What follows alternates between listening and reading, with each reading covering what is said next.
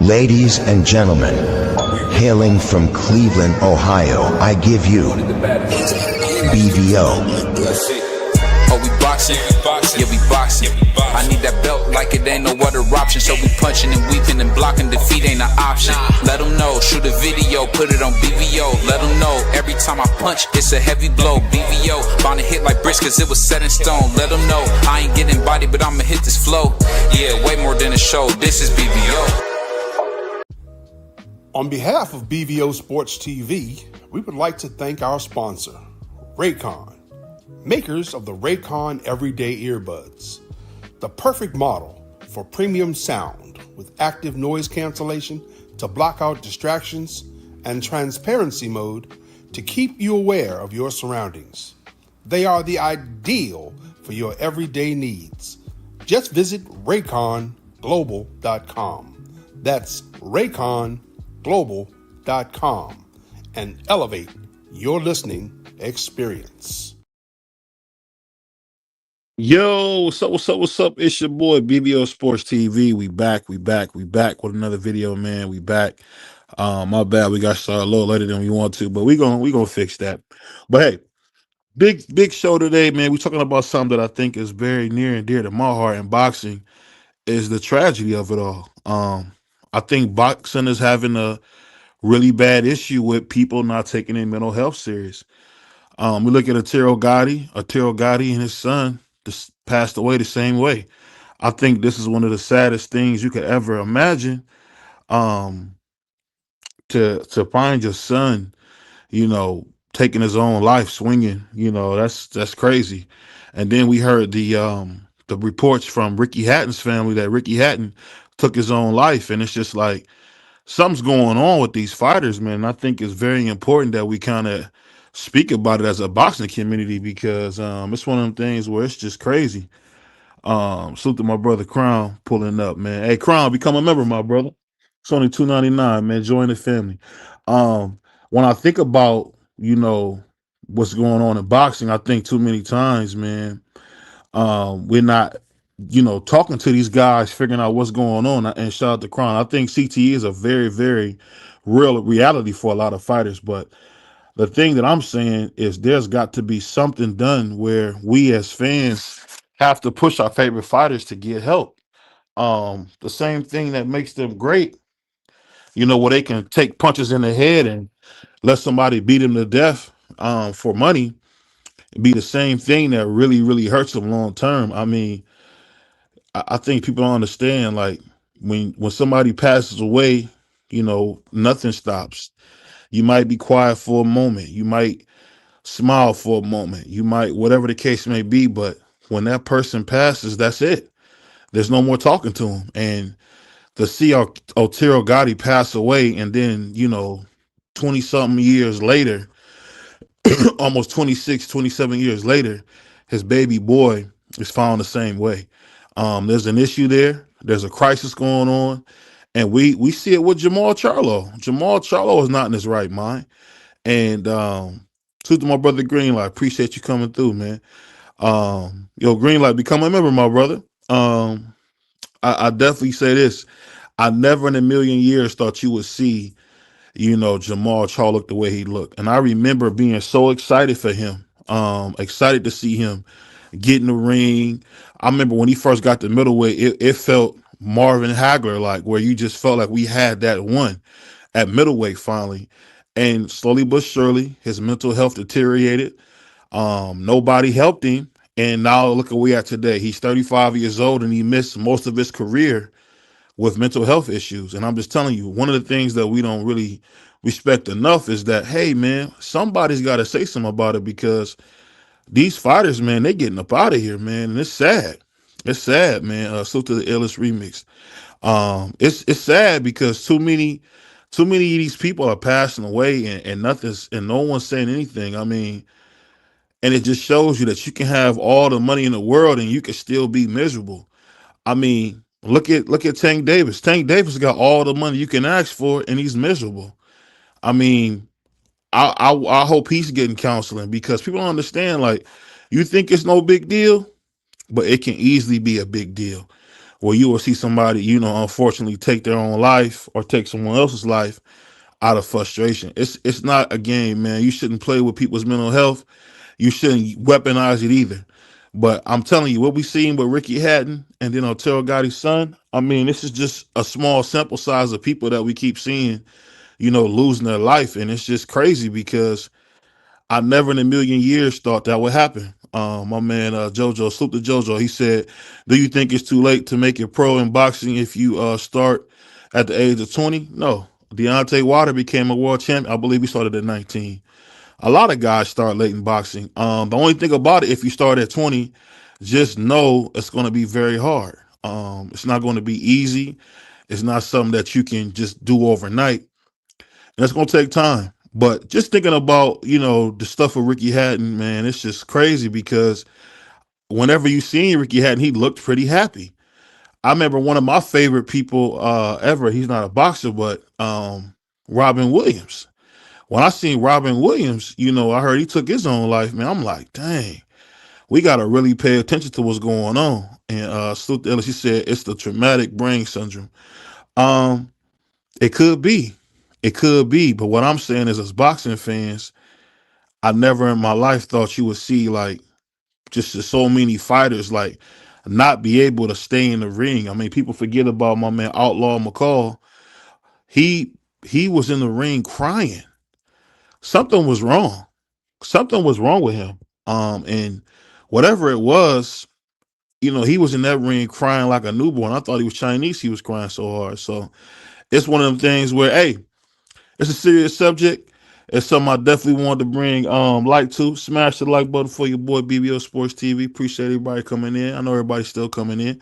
But I say this.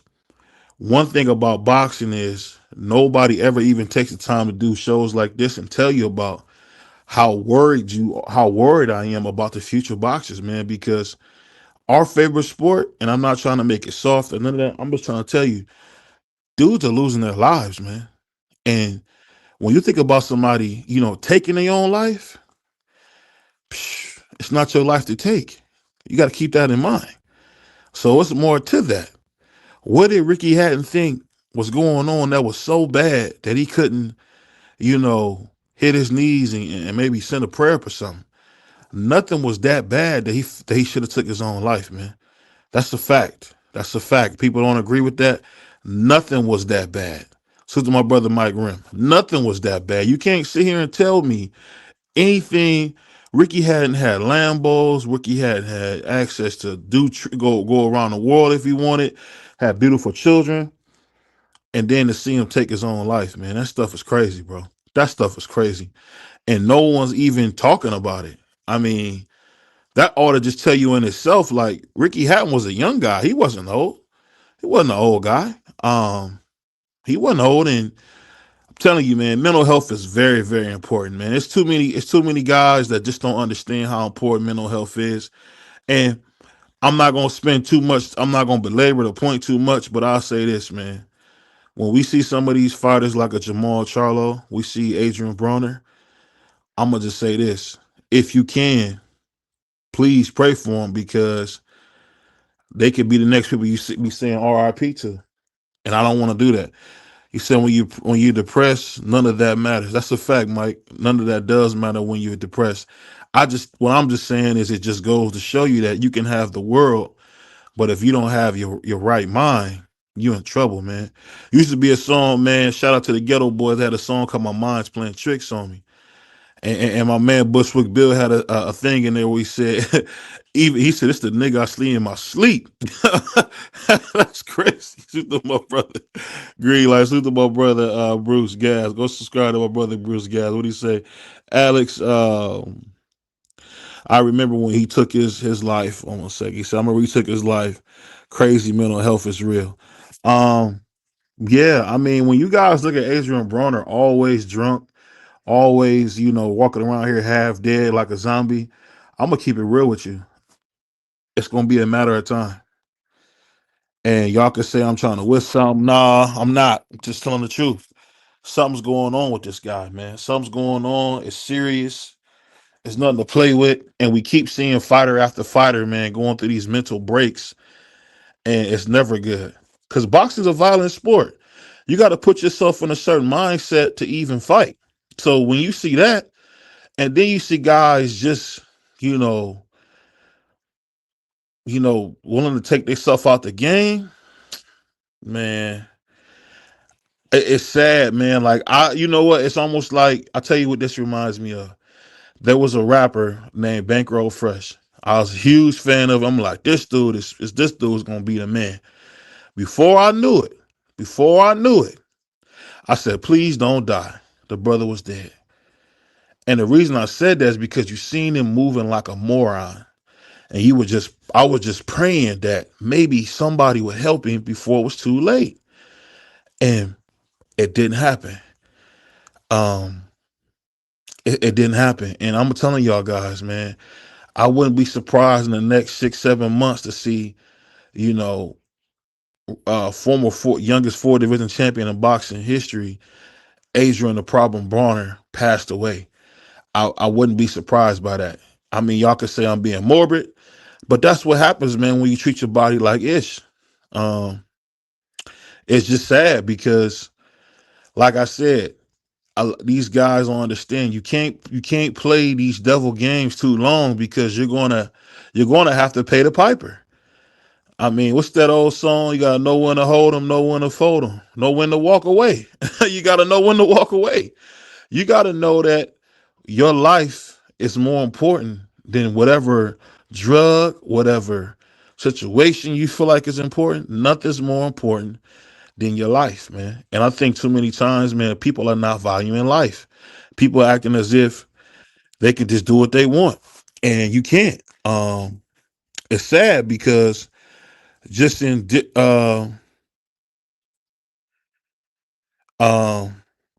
I'll just say this: you just can't do it. You can't do it. And what you see going on with these fighters, man, especially like even when they get out of boxing and they lost, they got memory loss. They can't function. It's one of them things where it scares me, man, because at the end of the day, too many fighters, too many fighters are not doing a good enough job of taking care of their mental health, and it's starting to show. It's starting to show. Football, you see some of the rule changes you see in football because you got guys who done drunk Freon. You didn't got guys who don't even know. I don't know if you guys remember. I can't remember the player's name, but a Kansas City player came into the locker room, told Andy Reid, "Thank you for the opportunity," and took his own life. I mean, we love gladiator sports, but we're not talking about the real stuff. The real stuff is that some of these guys are not able to recover from what they're going through. And for me, I think it's the saddest thing in the world to see so many guys, um, I see so many guys going through what they're going through. And for me, I just think it's unnecessary. I think it's like somebody got to say, hey man, you got to get some help, dude. You got to get some help. Um, I'm gonna get to boxing in a second, but I just wanted to make sure I actually took the time to talk about this because I'm telling you, what we got in boxing, it's only going to get worse. It's only going to increase. It's only going to be something that you just continue seeing, where guys are, not taking their mental health serious, and they're gonna have to pay a very, very heavy price for it. But I say this. Getting into some of the fights, I know we got the Turkey card. Big news came out. Turkey Al-Sheikh, who said he was done with pay-per-views, is saying that the pay-per-view for with David Benavidez, Anthony Yard, I believe Bam Rodriguez is going to be on that card. I believe Devin Haney, Brian Norman Jr. going to be on that card, and he said that the card is going to be $59. Um, and it just goes to show you that a lot of stuff Turkey say is lies. I mean, Turkey's no different than any other promoter. He says whatever gets him some love or gets him some kind of adoration, he says, but he doesn't mean a lot of the stuff he say. Remember we had Eddie Hearn who told us he had $1 billion war chest, and it's like Gorilla Zoe said, you say you're getting money, but we ain't seeing nothing. It's just that simple, man. A lot of these people just be talking. Suit to the Illest remix, he said, yes, prize fighter. It's too unfortunate people are too busy looking at them as a commodity and with no humanity. That's an absolute fact. I heard a term that I had never heard before recently, and it was called to be emotionally bankrupt. And I can say BBO was there before, where I was emotionally bankrupt, where I felt like I was transactional and only did things that benefited me, or felt like if it don't put me in a good position, I don't want to do it. And sometimes you got to learn not to do that kind of stuff, because you're not going to be perfect. You're not going to say everything perfect, but what you can do is do your best and live with the results. So that's kind of how I look at it. But just thinking about boxing in general, like I think with this fight with Benavidez is pretty much a foregone conclusion. Um I think that it's gonna be a good fight. I can't wait to see what's going on. Uh, so I'm excited about it. I'm excited about it. I definitely want to. I definitely want to see what happens in the fight. I think David Benavidez to me has been one of the most improved fighters I've seen, period. I think he's constantly gotten better. I think David Benavidez has shown me his defense has gotten better, his timing, his patience. He's throwing his punches better. I just think overall, I can't think of a fighter that I've seen in recent time that's just keep every time I see him in the ring, he looks better and better and better. I mean, he beat Buba Andre, but I feel like he looked better when he fought Morrell. I thought he looked better when he fought Vosnik before he fought Morrell. I just think it's one of them things where I'm excited about David Benavidez. I'm not a fan of his really, but I'm excited to see him keep growing because he's putting the work in and it's starting to really, really show. And one thing about David Benavidez, he's one of those guys who's looking to fight the best, and that's all you can ask for. Let's be honest here. When someone's looking to fight the best, I love it. I love when you got guys like that. I love when those guys who say, "Hey, I'm here to kick ass and get some money," and that's exactly what David Benavidez has done. David Benavidez, to me, has just been one of those guys where it's like he's a throwback, where it's like he's going to fight. Um, I know people like to, push this narrative as if Canelo was scared of him. The fact is this: I don't think Canelo even knew who this kid was. To be honest with you, I don't. I don't think Canelo knew who this kid was. And you guys got to be honest. What would it benefit Canelo to beat David Benavidez? Nothing, because it's just like Bud Crawford. Bud Crawford has a fight of his life, beats a living legend in Canelo Saul Alvarez, or as Uncle Stitch said, Canelo. He beats Canelo and gets no respect. First thing out of people's mouth is fight Duck Ennis, the dude who's fought nobody. So it's like, and then I'm gonna tell you something. Then you got people who get on the internet and do panels and talk about Duck Ennis as if he's some type of great fighter. When you look at his resume, he's been nothing more than a guy who beats up janitors and cab drivers. And I feel like Floyd said it best. He's a cab driver, man. Until he showed me different, he's a cab driver, man. So it's like that's the kind of boxer we got today. We got a lot of pump faking and bluffing. I mean, that's why all the old 70s guys can talk their stuff. That's why the guys from the 80s can talk their stuff.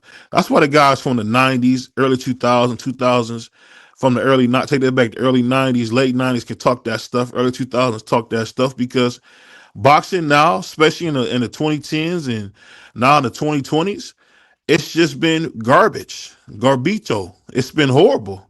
It's been nasty work, musty energy. Musty energy is all I can really say, because we get maybe one fight every couple of years, and we supposed to celebrate it to death. I mean, we had Tyson Fury fight Usyk. We found out Tyson Fury maybe wasn't as good as we thought, but we got to remember Tyson Fury fought a slow jab, jab, jab, right hand Klitschko, and he fought a slow jab, jab. No, well, he didn't jab. Well, jab sometimes, but mainly just throw that big right hand. And Deontay Wilder. That's pretty much his claim to fame. Usyk get in there and beat him to death. So I mean, it's just I'm telling you, overall in boxing, the product is really crazy because they really trying to give us poop and tell us it's not poop. It's been poop. Think about your favorite fighter. Think about it. Have you seen some of the matchups you thought we should have seen? We never seen Devin versus Tank. We never seen Shakur versus Tank, and we never will. That's the part that people are missing. We're never going to see Tank versus Shakur because Tank feels as if it's a badge of honor to keep the fight away from Shakur. So how can you win if somebody makes it their business not to fight you? That's what I mean when I say that. There's nothing you can do if someone makes it their business to make sure that you don't get your opportunity. But it is what it is. Like I said, it's your boy BBO. I'm gonna drop the link. You know, we get started later around here, so we dropped the link early. So shout out to my man Dub. I like that. So I'm gonna drop the link.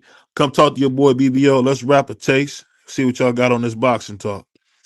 1 second.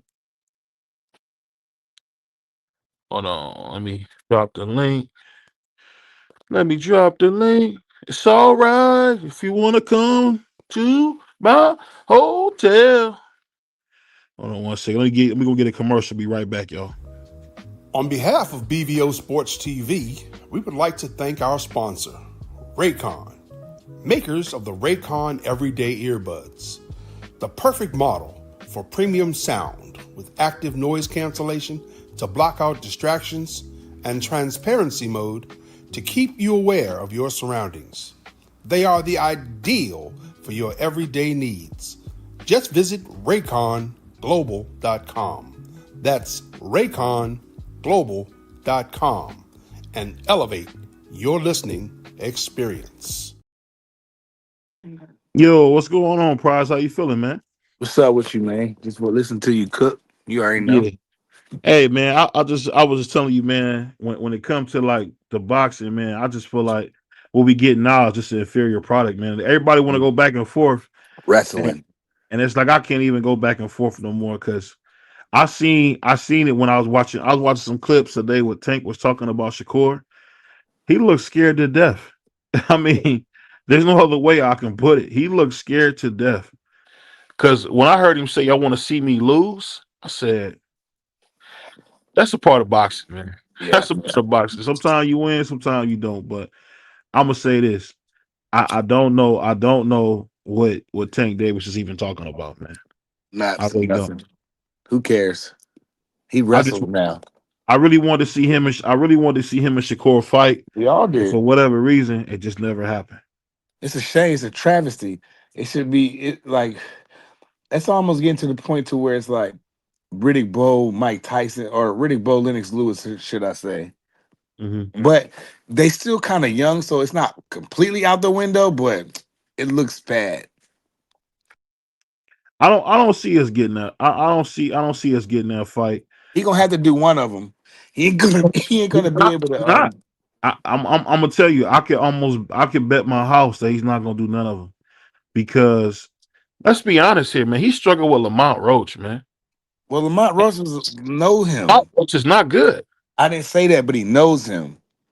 I don't know. That could be it. But I think when y'all see what Esau Cruz do to Lamont Roach, y'all gonna be like, what? Man, Eastside Crew gonna get beat up.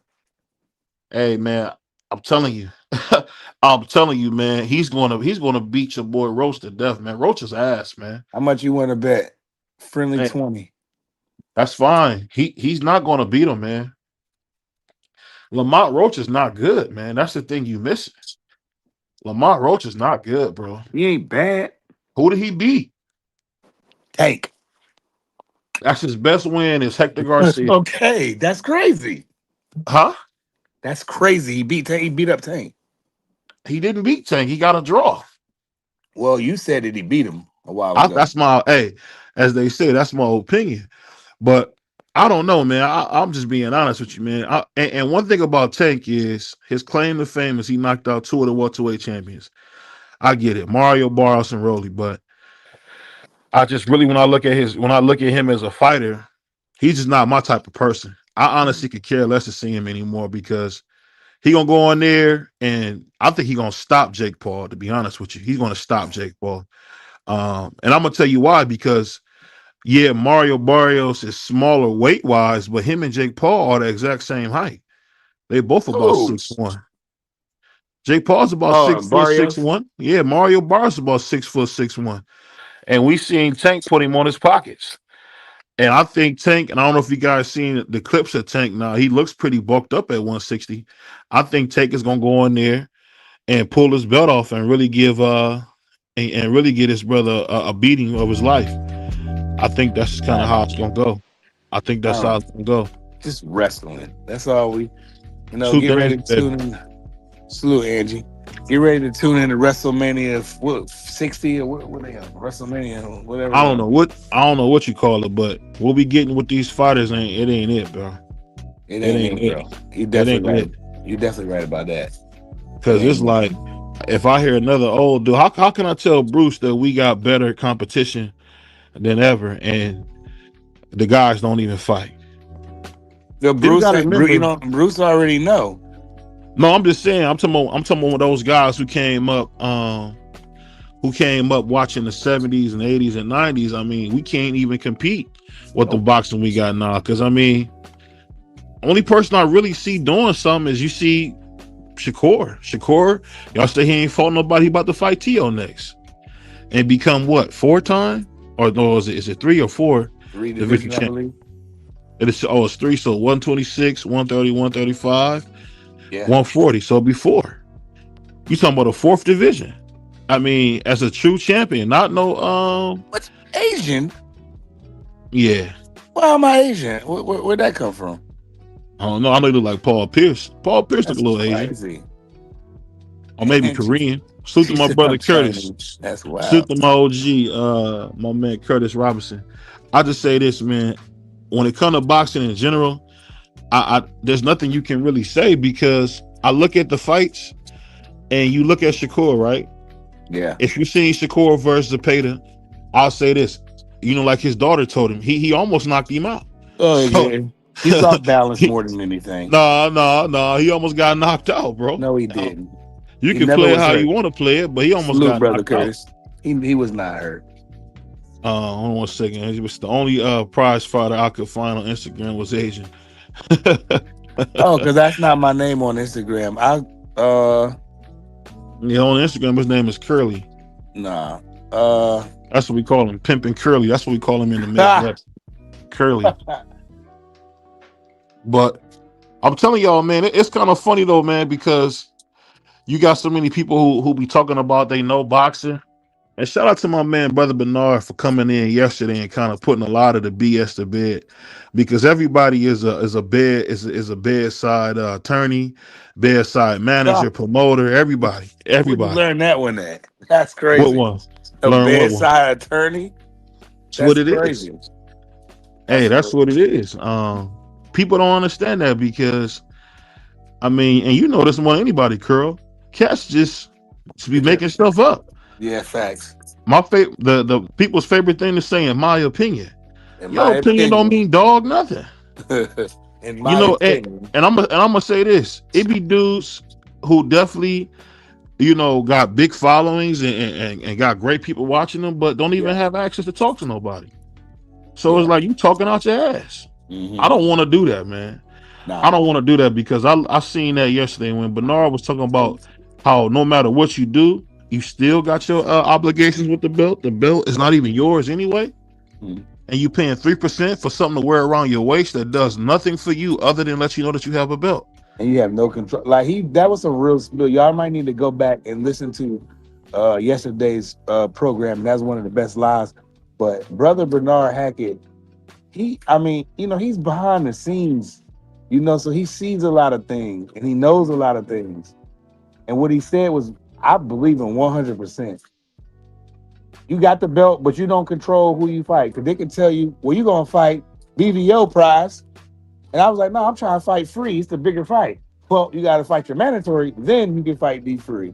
And then if I say, well, I'm fighting free anyway. All right, well, not for the WBO. They're going to strip you. That's nasty. They shouldn't be able to do that. Well, in some certain cases, they should. Like what Tank is doing. When they do some wrestling stuff, if it was my rules, when you wrestle, when you go play WrestleMania, you lose your belt immediately that day. The day that that's contract signed and you do a press conference, the belt's vacant. Because why did he get to hold on to it? I don't want to talk about this nigga, but here we are. Salute to Brother Bernard. He sent me a clip where he's talking about purse bids. The WBO, that's another prime example. They got I think it's Billum Smith. Yeah. Billum Smith versus Fresh. The purse bid proceeding for the subject matter has been conducted today according to the regulations, and they only had one bidder, and it bid $156,000. So it's like dudes be thinking fighters are rich. With the case, my brother TD. Your I just mic, think, your mic messed up. oh my, Oh, there you go. okay. No, what I'm saying is a lot of people say different stuff DP. about what they want to do, and I'm just being honest, with you man. The belts are controlled, man, Yeah. and that's the problem, man. You can get a Yeah. belt and you don't make no decisions, man. Zero. That's And, and nasty. and the more we learn about boxing, the That's more we facts. find out a lot of dudes is just on the internet here talking out their ass. They have no real Mhm. information. It's just that Mhm. simple. Watch cussing. They're So vloggers. yeah, that's an absolute fact because when you watch them and you hear what they're saying, I think the overwhelming fact is that a lot of the fans who watch boxing every day don't understand the business of boxing. And now, from being around Brother Bernard, I got a better understanding of why people do what they do in boxing because it's all money motivated, and nobody's here as my man Leonard Ellaby so famously said to f off money. Nobody's here for that. So that's why we see the fights that we see. But that's my opinion. Mediocrity. But what you got on there, Mark? So, what's the topic? We basically talking about just a lot of how we had Brother Bernard came on last night and kind of exposed a lot of people just be talking, don't know really what's going on in boxing. Where you can have a belt, but guess what? That promoter still was in control of your career. You don't make any You got the calling the promoter shots. and the sanctioning bodies on your heels. Yeah, just that simple. You'll think you're doing something, but you're not. And Or that's what's going on. they probably give you a couple names. So we're gonna do this, this, or this. Or they might give you 2 names, 3 names, and say, pick one. But you're doing one of these guys. And the guy you might fight might be Shakur. So yeah, boxing is very, you gotta have patience nowadays. I guess like in the 80s, like in the mid to 80s, in the 90s, in the early 2000s, we got so spoiled because guys, they wanted to get paid, but you got guys that wanted to fight and be the best too, and get paid along the way. Go ahead, Mark. Well, I'm gonna just say it like this. I wanted to go back to when it was under one entity, and BVO knows what I'm talking about. When boxing was under one entity, it was back when the mob was running business, and we Yeah. got all the fights we wanted. You know what Mm-hmm. I'm saying? No, the And mob, you they could ran it say like a union. That's why, because that's where the union. Yeah, no. you crazy. The fighters didn't have no union. They I might have know had that. I their said own. the mob ran boxing like a union. Like I mean, they certain ran it things like a was going to central happen. governing figure. Yeah, they made it Certain things was happen. going to happen, bro. Yeah. No matter Yeah, what. but I what mean, I'm see, saying, we but hold on. Let me finish my point. I was go just ahead. saying, I'm hoping that in the next couple of years, Zuffa Boxing, TKO Boxing, they could come in, buy out all these other promotional companies and force these fighters into a corner Why do you want to where see that, Mark? They want to change the because damn ring and because stuff. because we hold on. We were just y'all were just complaining about the current system of boxing. Y'all were just complaining Yeah, and but they saying, trying to "Oh, take away the. Did you boxing, see this and Oscar De La Hoya that." today, Mark?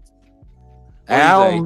I don't mess with his clapback. Well, I do watch his clapback Thursday because he's just out of control. But today on clapback Thursday, Oscar was spitting some true game, going hard against TKO and Dana, What going do you have hard to against say? him. What do you have to say? Basically, he was talking about they had a secret meeting where they're trying to get rid of the Ali Act, and Dana cool. Absolutely, Okay, and Dana cool with Trump. They're gonna push it through. They're gonna change. absolutely. I've They're been gonna saying that they're for gonna months. check. Ask BBO. They're gonna change the ring, like the BBO, diameter have of I the ring. not been It's saying gonna be those exact nasty. words? Yeah, let him finish. Let him finish though, Mark. Go after No, it's he's all done. right because I'm short I winded. mean, he cut me off. I wasn't Yeah, you like right. Go ahead, Hey, Mark. but my it's a point. professional show, Mark. We ain't gonna do all that. It's a No, that's professional all right. show. Go ahead, Go ahead. Mark. My bad. No, Mark, go ahead because I'm short winded. I say what I said. Go ahead. Most def. I was just going to say that. I mean, those exact words. This TKO Boxing League is coming. right now, well, TKO, they have their own super PAC.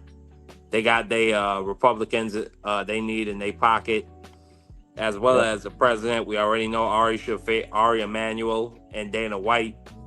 They've always been clicked up with Donald Trump. They've been very loyal and supportive of him since the very beginning, through thick and thin, whatever the cost may be.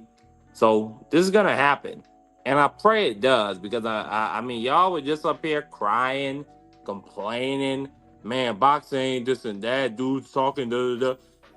Let boxing become like the UFC. They got fights every weekend. So change the ring. It's And not gonna be boxing no more, Mark. It's gonna be something else. I Like mean, Oscar listen, said, listen, they're listen, trying to listen, change the tradition of boxing, bro. Boxing has listen. That's been around. okay. No, it's That's not. okay. Yes, it is. Oh At my some god. point, basketball had to get a 3-point line, nigga. Yeah, but they ain't Did it got a not? 4-point line. Shit, this gonna be. Or Hold excuse on, me, hold on, Mark. my apologies for cursing. This ain't that is. I don't think this is gonna be that extreme, cries. Bro, We you gonna better go. see All right, guys Mark, do this. going Mute your toe to mic. toe. Mark, mute your mic. Get on your other device or get out, back out. Go watch Oscar and come back and talk to me. I mean, I think I could already combat all those points, but go ahead. It is when it come up with BBO, you breaking out of order and dub right side words. hold on one second. Y'all cook. Let me see if I can find my headphones. My daughter moved my head. Crown Jewel said y'all want to take away the only legislation in the history of the sport to protect fighters. That's stupid. That's what I'm saying. Like, why are I they trying to mean, change stuff, Crown? we just trying to repeal the first line of the Ali Act, talking about no leagues. Get that up out of here. You know what I'm Yeah, saying? facts, Up out JL. of it. I got But boots, by the listen, way, listen, JL. listen, but listen. These are Republicans, Crown Jewel. They're not about protecting the laborers or protecting the little man. The They're about the serving union and the all that. billionaire class, the investor class. I And don't want to get too TKO Boxing political, League, but you're right though. yeah, I mean, it is what it is, Prize. TKO Investment Group, they are a huge conglomerate. They're worth $27 billion. Mm, They're WWE and UFC combined. They're mm, trying to become like the NBA or the NFL of sports and entertainment fighting. yeah. I don't want them So coming in here trying to change the ring and all and the rules and the you stuff sound like an like that, old man. You sound like an old man, Price. bruh. I don't know. They ain't changing the Now ring I get it's and not like back it's to my baseball. days. No, In no, my no, no, days, Mark. we used to have Wrong, 15 Mark. rounds. Nah, forget that. It's not like baseball where they could be like refuse to put an instant replay in. It's not like that. Boxing is an old traditional sport. You got the square circle or whatever. They gonna try to change into some like octagon type of. They might mess around and get rid of ropes and stuff, and we not gonna be watching boxing no more. Well, you know You what, Prize? The fighters are gonna have to. We talk about unions. The fighters are gonna have to nut up and unionize. They're man, gonna have to nut up not and if they make let a them take stand over. together. They're gonna be cooked. Hey, well, that's their fault. As long as I get, from my perspective, I'm fighting for what I Right, want. I want Crown. to see fights. Crown. They trying to change it, Crown. And the way that TKO trying to set things up, they're not gonna get paid ish. You see what happened in the UFC? They just got buried with a crazy lawsuit. How much they owe your boy Silva? Type it in the chat. Oh, The, the lawsuit that Dana lost. let me They see. owe Silver like 10 mil. That they gotta pay him, bro. If they didn't already pay him. That's what I'm saying, Crown. It's gonna look like USC. We might as well just say throw him in the USC, put him in the octagon, but put boxing gloves and they can't kick. They just got punched. It's gonna be garbage, bro. We're gonna take away the sweet science of what people like Floyd Mayweather and Pernell Whitaker did. You're gonna take all that away, man. I don't want to see that. And I was like in the middle in 50-50 with Turkey because he was paying the money, putting the fights on. But that's just to to brainwash us and make it think that, oh no, these niggas is trying to change rules, my guy. Mark, you the historian. How long boxing been around? Uh, the Queensberry rules have been around for over 120 years. Okay, so now you trying to come and change the ring You're trying to change the pay scale, and you're trying to start some kind of weird league that's I not going to mean, work. listen, prize. At one point in time, boxing, when there was a knockdown, that constituted the end of a round. There was a point in time where you could literally wrestle and hold somebody and punch them in their face. Hold on, let me get in. Let me get in on It this is what it is, bro. Yeah, go because ahead, Change. BBL. one thing I'll say, and we know I this need to about Mark. speak, BVO. Yeah. I'm gonna give you the mic. Give me one Now second. I'm you gonna up give you the next, mic. Brad. You got it. I'm gonna let you speak uninterrupted. All I want to do is put it like this: what Marky Dan is talking about is bad for the sport. I get what he's saying. People complaining, but I don't think you should take a saw. I don't think you should take a saw to cut off a fingernail. I don't. You shouldn't use a sledgehammer to kill an ant. That's what you're trying to do with this, Marky Dan. But go ahead, Crown. What's going on, man? It's Brown by the When I hear the gentleman saying he really don't care about the fighters being taken advantage of as long as he gets to see the fights he wants to see, that's exactly why the fighters are saying the hell with the fans right now. Because they're risking their lives for your entertainment, and you're saying you don't give a damn about their well-being, you don't give a damn about their finances, you don't give a damn about their life after boxing. Why the hell would they fight the fights you want to see when you won't even respect them enough to think that they should be treated fairly and have good business dealings? What the Muhammad Ali Act did was take singular control away. It stopped sanctioning bodies and promoters from being in bed with each other to use their power against fighters and putting fighters in a position where they had to take it or leave it, and they were getting screwed. That TKO league is going right back to that, which is why we had the Muhammad Ali Act in the first place. Right. And what you're saying is, as long as you get to see the fights you want to see, so what? Whatever happens to the fighters. This isn't fucking slave time. Right. People, that there should be fair labor. The fighters should be in control of themselves and have dominion over their careers, and they should share the money. With the way this TKO league is being set up, it's going to be just like the UFC, where Dana White's going to be rich as hell, and the fighters are going to be relying on him and begging for crumbs. The hell with that. Nobody cares about Dana White. We care about the fighters. And if you don't, then go watch another damn sport. Well, let me say. Hold on, say this before you go. And it really should be called the Felix Trinidad Act. This Muhammad Ali name is just on him because he's the most famous, but this is about what Don was doing with Felix Trinidad. I mean, you gotta call it what it is. It ain't just that. It was about Bob Arum. I'm about to say, what about Bob Arum? Well, can I just respond, BVO? Go ahead. Go ahead. Yeah, no, I was just gonna say, brother. I mean, I'm just saying the reality of what's gonna happen. If Prize Friday is delivering information to me that Oscar is talking about, there was a secret meeting to repeal the Ali Act. This is already gonna happen. And I mentioned it. Ari Emanuel, Dana White, they are very close. Well, and this is hold on. Let me just finish what I'm saying. And this is also what I'm saying. If this is already going to happen, because if this legislation is already going to come down, it's incumbent on the fighters to unionize, to come together. Because I don't see what else is going to stop something like this. This is a huge $24 billion conglomerate that has its own super PAC. They have congressmen in their pocket that they donate to on an election cycle. See, I'm thinking you don't understand boxing and the way it works. Because fighters are independent contractors. He doesn't understand that. He doesn't understand that. I do understand that. Hold on. With you. Let me ask you this. Frank, you do me one thing. Going over there to fight for that little bit of money. They talk about they giving up. Come on now. But y'all let me finish making my point, please. And that's what I'm saying about you. That's what I'm saying about. You're not saying nothing, Mark. You're not saying anything, Mark. You're not saying. Yes, I am. Oh no, you're making some good political points, but come on. Get to the point of what you're saying, bro. Go ahead. Okay, well, also, what I also said is TKO Boxing League is a $24 billion conglomerate.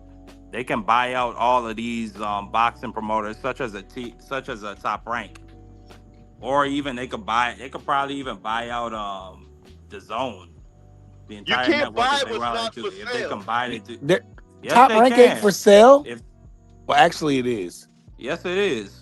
Actually, they don't even have a network right now. Not only that, the old man is about to be out the game for real. But No, his son, his I'm stepson about to running say it. the kids are the one that's Yeah, running. his They've son, been running it, his Mark. Exactly. son-in-law. They've been running it, Mark. The kid Let me Bob Aaron's just a see. Hold on. face. Let me Man, say this. Hold on, Mark. Let me say this real quick, and then I'll promise to get us away. What you saying right now? Is exactly what Bernard Hackett and Coach Crown has been saying. You guys don't know nothing about the inside workings of boxing. You're talking like somebody who knows something politically, and you know some political stuff. But the A lot fact of is, political stuff. these are 1099 employees, man. These guys are paid by the job. So it's very important that they make the most money they possibly can. It's very important. I'm gonna mute you, Crown, while you quiet. It's very important that they make the most money they can, because you got to remember this: when you're 1099, you might get the money in cash, but that's not free money. You still got to pay all the taxes. You got to pay for a 6 to 8 week camp.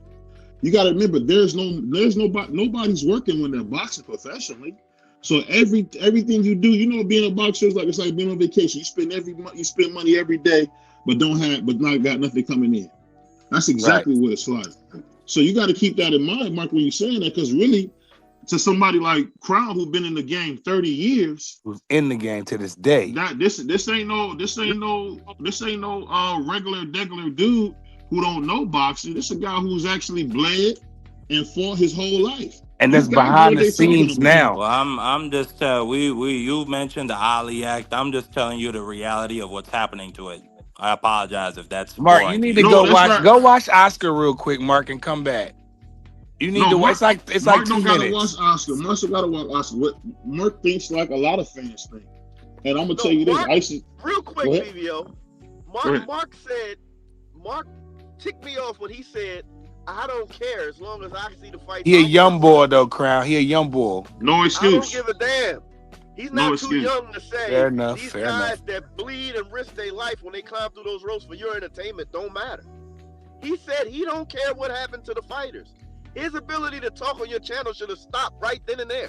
Nah, Mark. None of us exist without the fighters. None Facts. of I us. mean, There's nothing to talk about without the fighters. That's a Nobody fact. comes to see promoters promote. yo, They come to see fighters fight.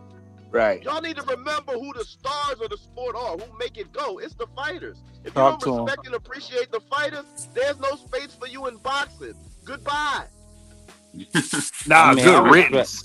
yo, Yeah. I respect and appreciate the fighters, but You from my don't when you say position, shit like no, that. Yeah, Mark, that respectful. was Take disingenuous, that Mark. back. All Take right, that well, back. I Take ain't it gotta You back. take got nothing somebody back. that I ain't gotta take bled nothing and back. sweat for the sport, so I you ain't gotta take offend nothing people back. like that, like Brother I'll Crown, leave like if because that's he's what in. y'all want me to, but I Nah, ain't you gotta don't take gotta nothing leave, back. Mark. You don't get sensitive. We're having a I'm conversation. not the one who's sensitive right now, brother. Brother, What I'm saying is, hold on, if you talking about, let's talk. We're gonna talk raw here. salute So we gonna, D3. so I'm not gonna play no commercials right now. So I'm gonna talk raw here. What the hell are you talking about? You talking about a sport where you can die? That's what. Unalive, bro. Unalive. But no, we having a real conversation. I know, but I'm not. use What I'm certain saying. words, Listen. I'm not gonna monetize this video. That's what Okay. I'm gonna tell. We going if you want to take the gloves off, motherfucker. You talking about people who can die in the ring? We've seen guys die in the ring. You My can't say stablemate died in the ring. you can't say Yeah, irresponsible stuff like you facts. don't care about the fighters, bro. You But sound it's like an not idiot. on me to advocate for that motherfucker's position. Respectfully. Why But the that fuck? was Then why the nasty, fuck are Nah, you it's Mark. not covering on me to boxing? Why are you advocate for that covering boxing? motherfucker's position. Mark, Why but All you I can why do are gotta, you is sit covering my ass boxing? right down and be a fucking fan. Like them niggas Mark. like to say. That's Nah, disingenuous, fuck Mark. is y'all talking about? Listen, because you got people in real life that's really behind the scenes. We're not behind the I ain't scenes say as they can't Mark. Wait, advocate for Mark, their own listen. position. Mark, I didn't listen. say they have to take that money. I know, Marky, but listen, you got people that like when I'm you just say telling you the Mark. reality of Oh what the my fuck is God. coming. Mark, can I finish? Cause I ain't cut you off like Nah, cause this. y'all talk cause y'all are really bugging out and y'all are making a lot of Mark, like listen, accusations about Hold my on. character. can I finish? Your character shows by you say you don't care about the fight. Talking to a man I who's didn't been say in I this don't game care about 30 the years. fighter. You said that Yo, what's the verbatim. I topic? said sitting from my position, there's No, nothing I you can said do. you don't care. No, you said you don't care. You changed it up. And I Mark, you don't care. always say that. You I always say you don't don't you know care. what? I don't care. Right. TKO And Boxing League is okay, coming. This is a and listen, $24 billion conglomerate. Okay, and listen, and when you say certain things like And no that, fighters have to join it. people that's in boxing, that's really in boxing, get offended. That's all we saying. Well, I'm gonna put it like I ain't this, Mark. apologizing Yo, what's the respectfully. I don't topic? What's ask the you to. I don't No, topic? hold on, expect you hold to. on, You're a hold on, grown Y'all Hot man. Rod, just hold on, asked me Hot to Rod, apologize. Do what Hot y'all Rod, gotta hold do. on, Go ahead. Hot Rod, hold on. This is what I'm saying. You ain't gotta apologize, but I'm gonna keep it real with you, Mark. I don't want to be no talking head, not talking to fighters. I want to talk to the fighters. I don't care about talking to other people. I can talk to real people in life. I want to talk to the fighters. So what Yeah. I'm saying is, on here, you got to show some respect, and you can't say stuff like you don't care about the fighters. I ain't speaking about whatever you want to do. If you feel like you got to leave, you got to leave. But you're not going to be up here saying you don't care about the fighters. That's That's how we nasty, eat. Mark. Yeah, that's That's how we nasty, Mark. eat. And I'm going to keep We eat, bro. You're not gonna disrespect the fighters. That's not cool. Yeah. Never can you do that on BBO Sports TV. Never, not ever. Can you say you don't care about the fighters? Never. That's the whole reason why BBO matters is because we're talking about boxing. So you never ever gonna get to come up here and talk about fighters in that way. Yeah.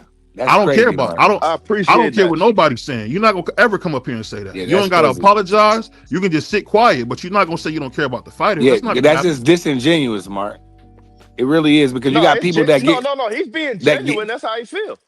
no, That's how you and that's feel. fine, and that's fine. But I'm just saying, like, you got people that get hit in the face for real that come up here and talk to us, and be, you can't say that. That's just not good to say, and that's not good. It's not only just Marky Dan for any of you niggas. That's not good for any of you niggas to say. Oh, you don't care about the fighter. Then what the fuck do you watch boxing for? Well, just leave. Because I care about them young boys. Like, when I see the young boy, what's his name? Patrick. What's the young boy? I like young Patrick boy. Day. Your Patrick Day. man's. That's your man's. That was devastating. No, no, You no. know, That wasn't that's my not your man's. stablemate. But no, my stablemate was Lavander Johnson, who A died defending his Lavander. IBF yeah. title. Yeah. Lavander. Right. Yep. But them two brothers, that's just like you got to take that in consideration. There's somebody's sons, grandsons, dads, brothers, whatever. You know what I mean? To say you don't care, like I care about him. Like when I met Riddick Bowe, and he was like, he could talk, but I was just like, damn, I wish I could have met him when like 15 years ago when I was like in my teens. You know what I'm saying? But I I'm cared. gonna say I was You, a you got to camp have with some Riddick kind Bowe. of heart, Mark. You know what I'm saying? Not saying you don't have a he heart, he but hold on. He ran. And see, that's the problem, man. That's the nah. problem. That's the problem. That's the problem. Hold on, Hot Rod. That's the problem. These cats get up here and want to talk out their ass, and you got somebody who's seen a stablemate pass away. You got to That's not watch what cool you to say. say. That's all I'm saying. Watch what you say. That's it. Hey, Because you don't know who on this panel who got punched in the face do in the your ring. thing, or do your thing on your own. You ain't gonna come up here and disrespect fighters. That's Yeah, crazy. that can't That happen. can't happen. That Yeah, can't happen, bro. that can't happen, bro. What you Cause that's got for just me, like, G Free? and that's like kind of like shitting on Brother Crown. You know what I mean? Him and his young boy. You know what I'm saying? Like them, they in the game. Like you got to watch what you But say. That's all I'm saying. Now we can move past that. I don't want to make this like we stunting and shitting on Mark G Dan. 'Cause that's my young boy. I'm just saying, yeah. Mark, you gotta watch what you say. That's it, and we can move on. Just What you got respect for the me, D fighter. Free? You gonna make money off the fighters? Respect the fighters. That's it. Cause you can gamble on them, you know. But we can move on. What up, I Freezy? actually What's good? What's good? What What's up y'all want with to hear? you? What's the topic today? What's the topic? we Go was ahead, we was BBL. basically talking about fighters. At first, I kind of talked about the mental health issues that we seeing. Where you had Arturo Gotti's son pass away the same exact way he passed away, and then we found out Ricky Hatton, unfortunately took his own life. So we were talking about the mental health crisis. Then we moved into the TKO boxing, whatever they got going on. And hold on, what? Hey, you got to mute yourself when you ain't talking, Crown. You got background. Okay, my bad. Okay, cool. So basically, we just basically talking about how important it is to what's next for fighters and what they can do. And then Mark came up as always, and I realize I'm starting to realize that Mark's whole goal is to be an agent of chaos. And I'm gonna address that offline. I'm not gonna address that here, but he's just an agent of chaos because to get up here and say you don't care about the fighters, bro, that's Yeah. crazy. That's crazy. R.I.P. Ricky Hatton, JL. Let's move on. But what's up, Freezy? Hot Rod? What's up with y'all? And then yeah, I mean, see that's a big thing that's been brewing for a long time when it comes to healthcare for the fighters. The problem is Mm-hmm. because the boxing industry doesn't have a governing head, it's hard to do that because, Brother Bernard said yesterday, pretty much anybody can apply to become a boxer. You don't have to be drafted. You don't have to go to school to become a boxer. You can pretty much sign up and get your license to become a professional boxer. And if you give health care to all fighters, then all you got to do is sign up to become get your license to be a boxer. You get health care. So it's kind of boxers are like 1099 employees. It's pretty much they get paid for the work that they do, and everything else that you want, all of the other benefits, you got to go pay for yourself. So it's just they don't have a governing head, so it's going to be hard to get health care for boxers because of that, because they're like 1099 employees. It's sad to say this is a profession that we care about, that we love to watch, but that's the reality of it because there's no No, governing head. it's not as hard as they make it out to be, right? You got sanctioning bodies to get 3% of a fighter's purse, of the champion and challenger's purse, every time a belt is defended, or there's a mandatory or an interim. Instead of paying that to the sanctioning bodies, how about you take that 3% out of those mega purses and put it into a healthcare fund for fighters who can't afford it? And the fighters who make under a certain amount of money will be able to draw for the fund, and the fighters that make millions that can afford to pay for their own healthcare can. It's very doable. Those are just excuses because nobody gives a damn about the fighters. They treat them like, chickens or pit bulls that they just put out to fight for entertainment, and they don't really matter. They discard them when they're done with them. It's not as hard as it sounds.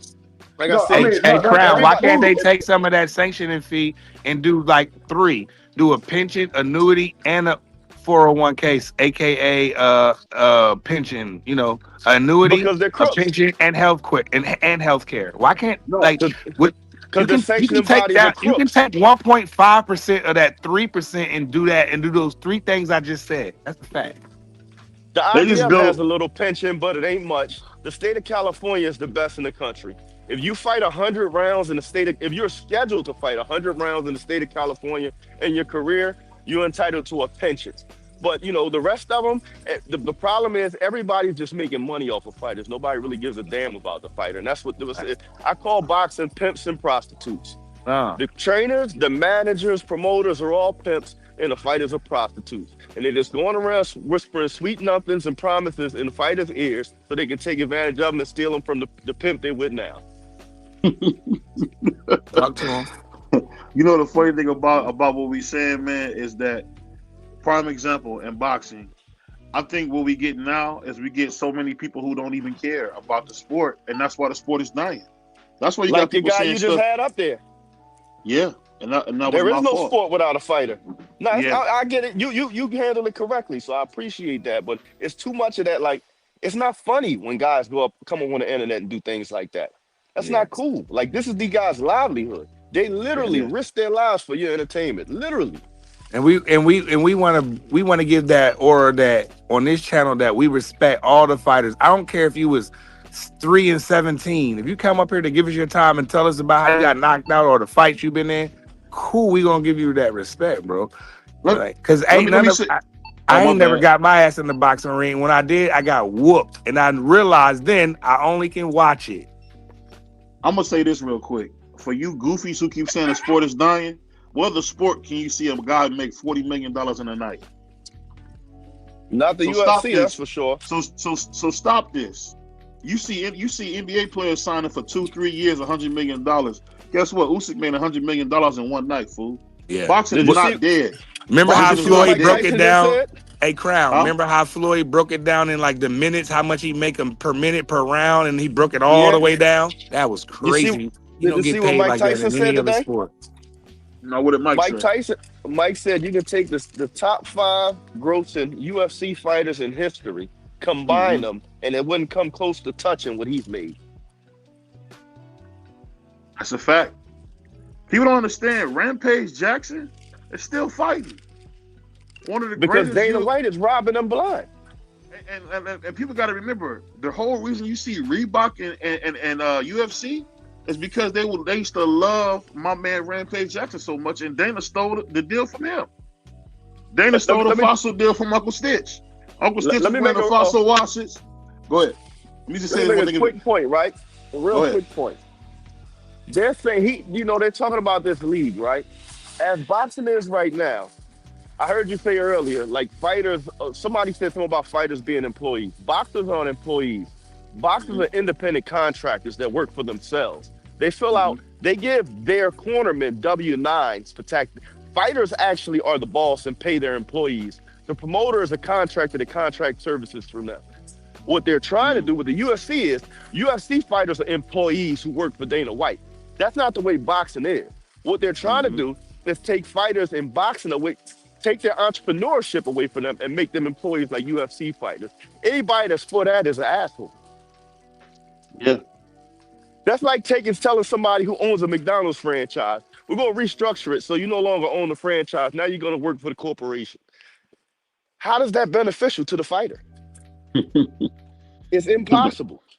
But somebody like him who just read something and thinks he's smart wants to come up here and make it seem like he knows something and then say, well, I don't care as long as I get the fights I want. You're saying you're cool. There shouldn't be labor laws. You're saying that fighters don't matter. Like they're slaves. That's exactly what you're saying. That's crazy. Only thing I don't care about, Crown, is where the fights are at.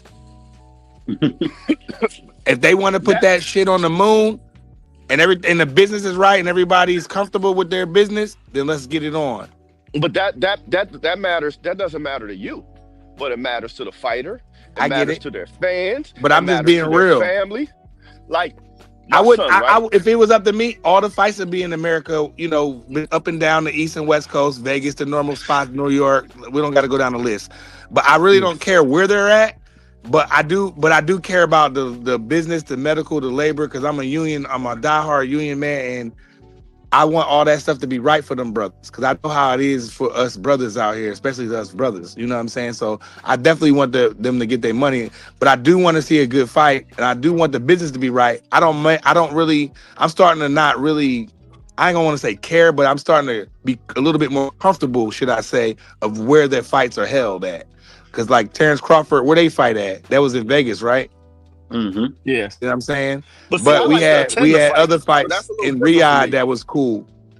Brother B went to didn't they go over there? They're going, but here's the thing. Can his people come see him there? No. Like, how many boxing fans can afford to pay for a plane ticket to Riyadh, get a hotel seat, and afford to go to the fight? Brother Brother Bernard told me once, how many times have I seen Mayweather fight in person? And I told him once. And he was like, see what I'm saying? Because most people are going to chill at the crib anyway. Only like me and you and BVO and Free, and we the ones that's going to go out there and TV Sports. It's only a couple of us. But as a fighter, do you understand how much? Are they going to get invited to go over there? Because ain't just anybody going over to Saudi Arabia to go to those fights. A lot of those people from America that's going to those Saudi Arabia fights are invited. They're not going to have them around them Saudi Arabian prince like that. That's a fact. But all I'm saying is this. All I'm saying is, as a fighter, do you know what it feels like to fight in those empty arenas that they're fighting in? Like, you work your ass off to be the headliner, to fight in front of the packed house, to draw energy from the crowd. It's a little different, like those COVID fights when you're fighting in front of the janitors. There's 20 people watching you. You don't get that same energy.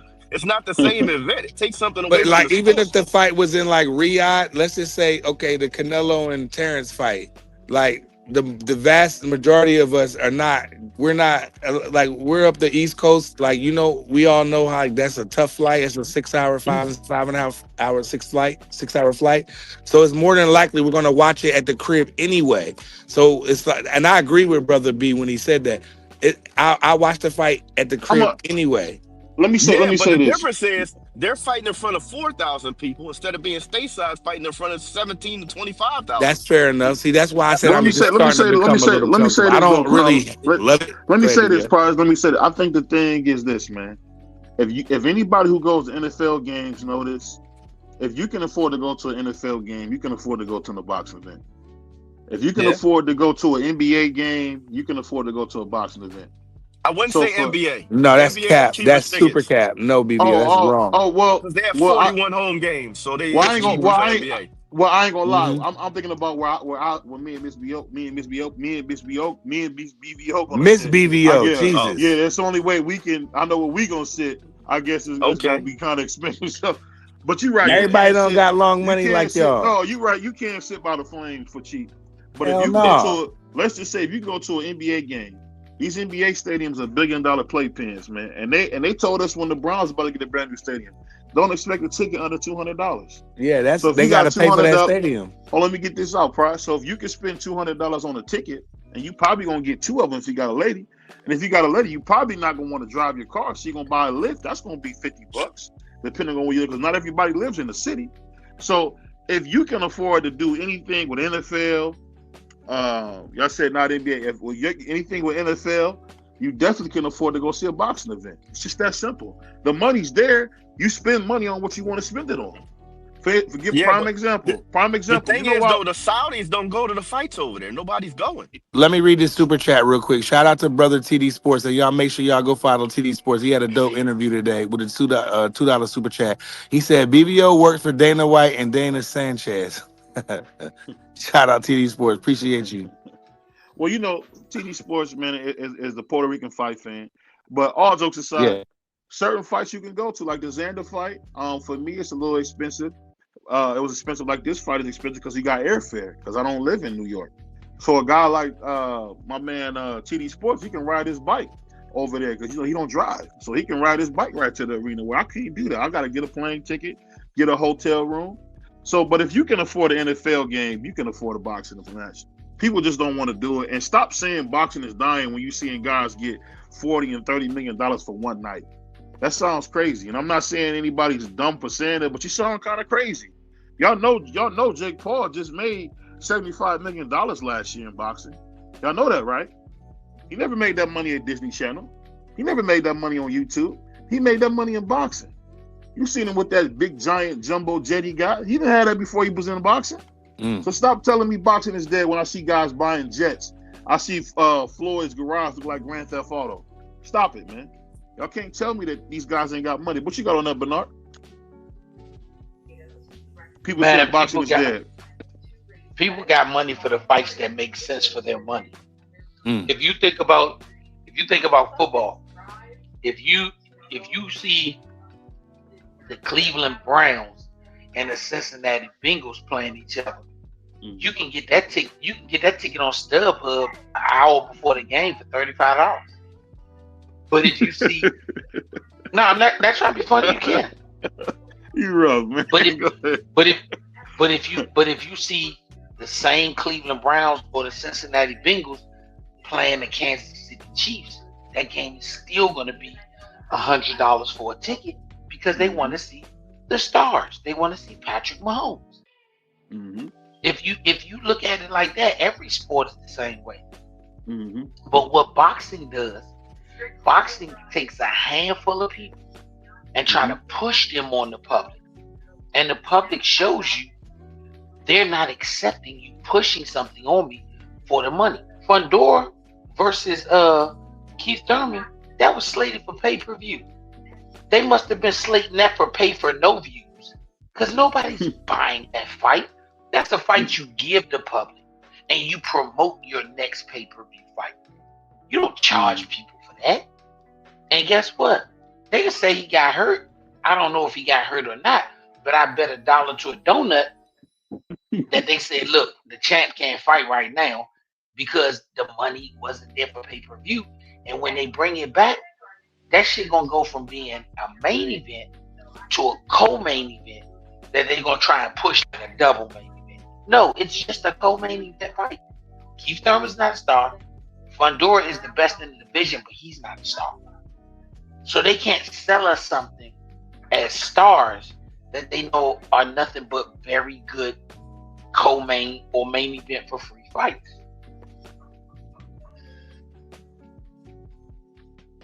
That's a fact. That's facts. That's facts.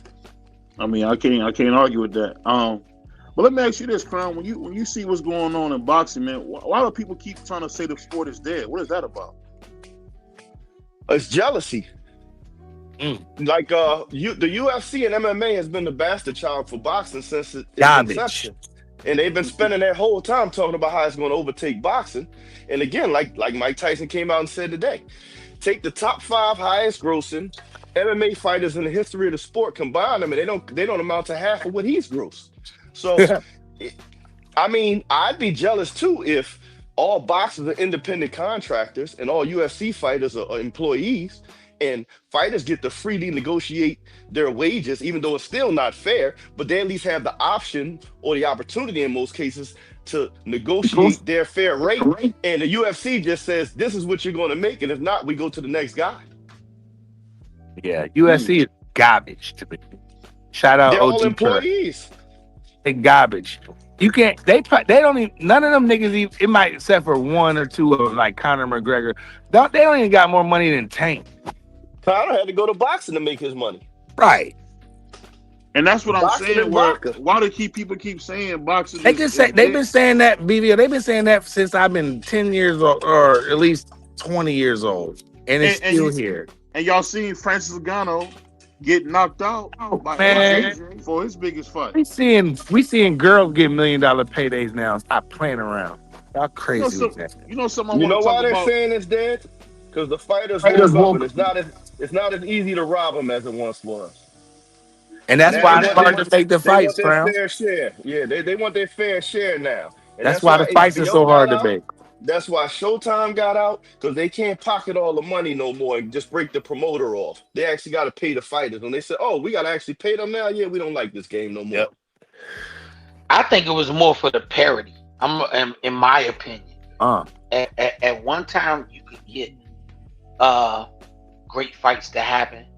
And for years, the breakdowns were the way they were.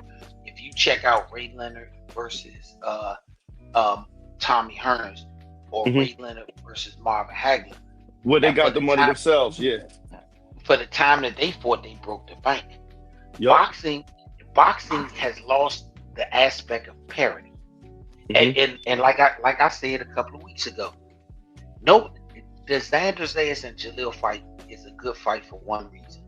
Fans will actually see a 50-50 fight, no predetermination.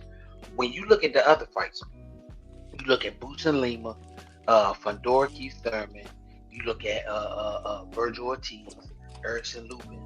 All of those were predetermined fights. And the reason I say they were predetermined, because all of the supposed winners already had the next fight lined up. Yeah. Back in the day, that didn't happen because they didn't promote. They didn't have ticket stubs drawn up and all that for a fight they don't know the outcome to. The reason that women's boxing deserves the paydays that they're getting, because women boxing has parity. Yep. You really can go to a woman's fight, see 2 top level women fighters, and not know who's gonna win. Because there's less opportunity for them. They have to do that. Yep. No. Listen to what I'm saying. I feel like it's a less opportunity for them. No, listen to what I'm saying. The parity. I don't listen. It could be 10 male fighters, 10 female fighters. The promoters will make it where the top 4 guys in the male side, they don't fight each other for 7 years. But the same promoters, the 10 women, because we both had 10 and 10, the top 4 women will fight each other 2 or 3 times within the same 4-year period. So because by the time the males are more lucrative, that's why. They're proven not. Shout out, brother Clarence. They're proven not to be more lucrative, because if they were more lucrative, women wouldn't get $1 million paydays. When you look at it, the women are actually more lucrative than the men, because we're seeing more of their fights that make money.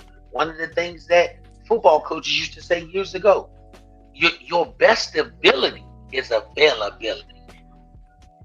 I feel you on that. We're not seeing the men fight. So if you don't see the men fight, you lose interest. I can hear you on your point. Interest, they pay less. But when fans lose interest, you got to bring them back. Brother Bernard, the facts are the facts, though. Your top woman fighter in Clarissa Shields is still crying about not making enough money. Your top We know male fighter is making tens Clarissa of Shields. millions. Clarissa Shields is a whining crybaby.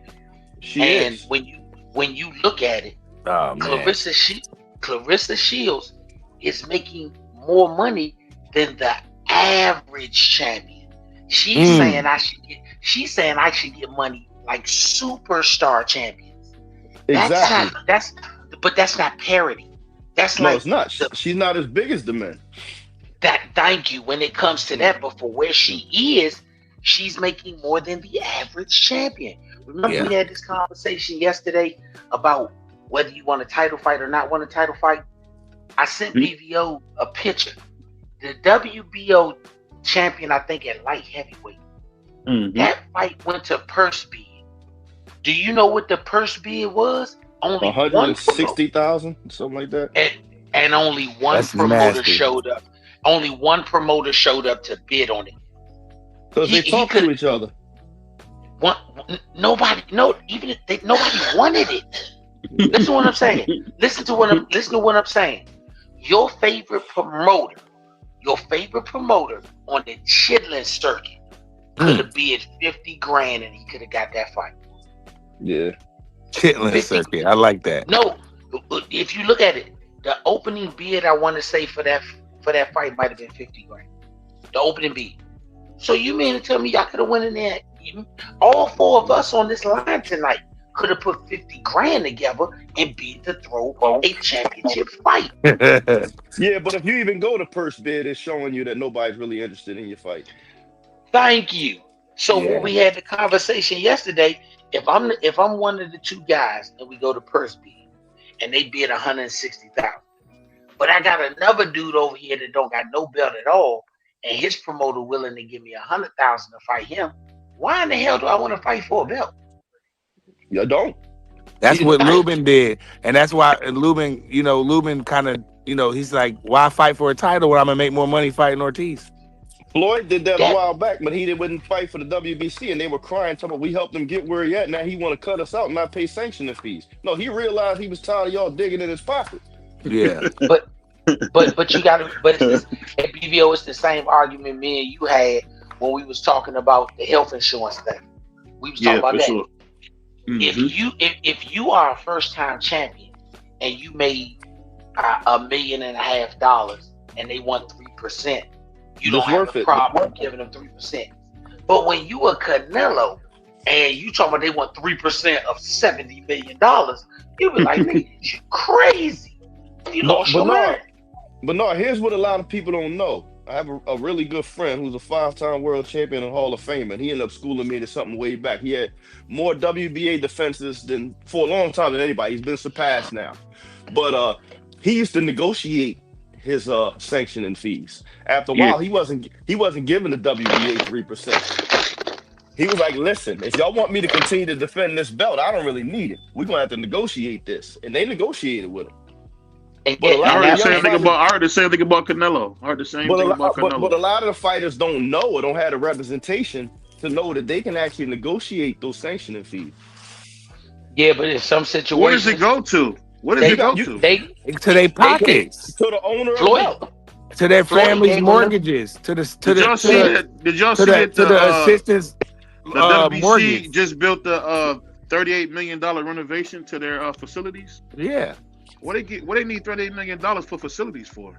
So they can give out fake belts. Right. So they can give out the one, the paper mache Jones. The Jones that be like look like even the best ones, they're not real gold. That's leather and copper. Yeah. Copper gold plate. I seen an IBF belt at the pawn shop and I laughed my head off. I thought about my boy Bernard. He said he got the belts.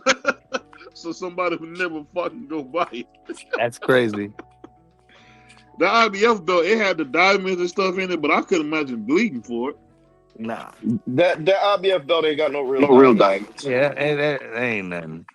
Maybe that money belt Floyd and them designed, that money belt that they designed, maybe they had it for $5,000. I wonder why it was so much then.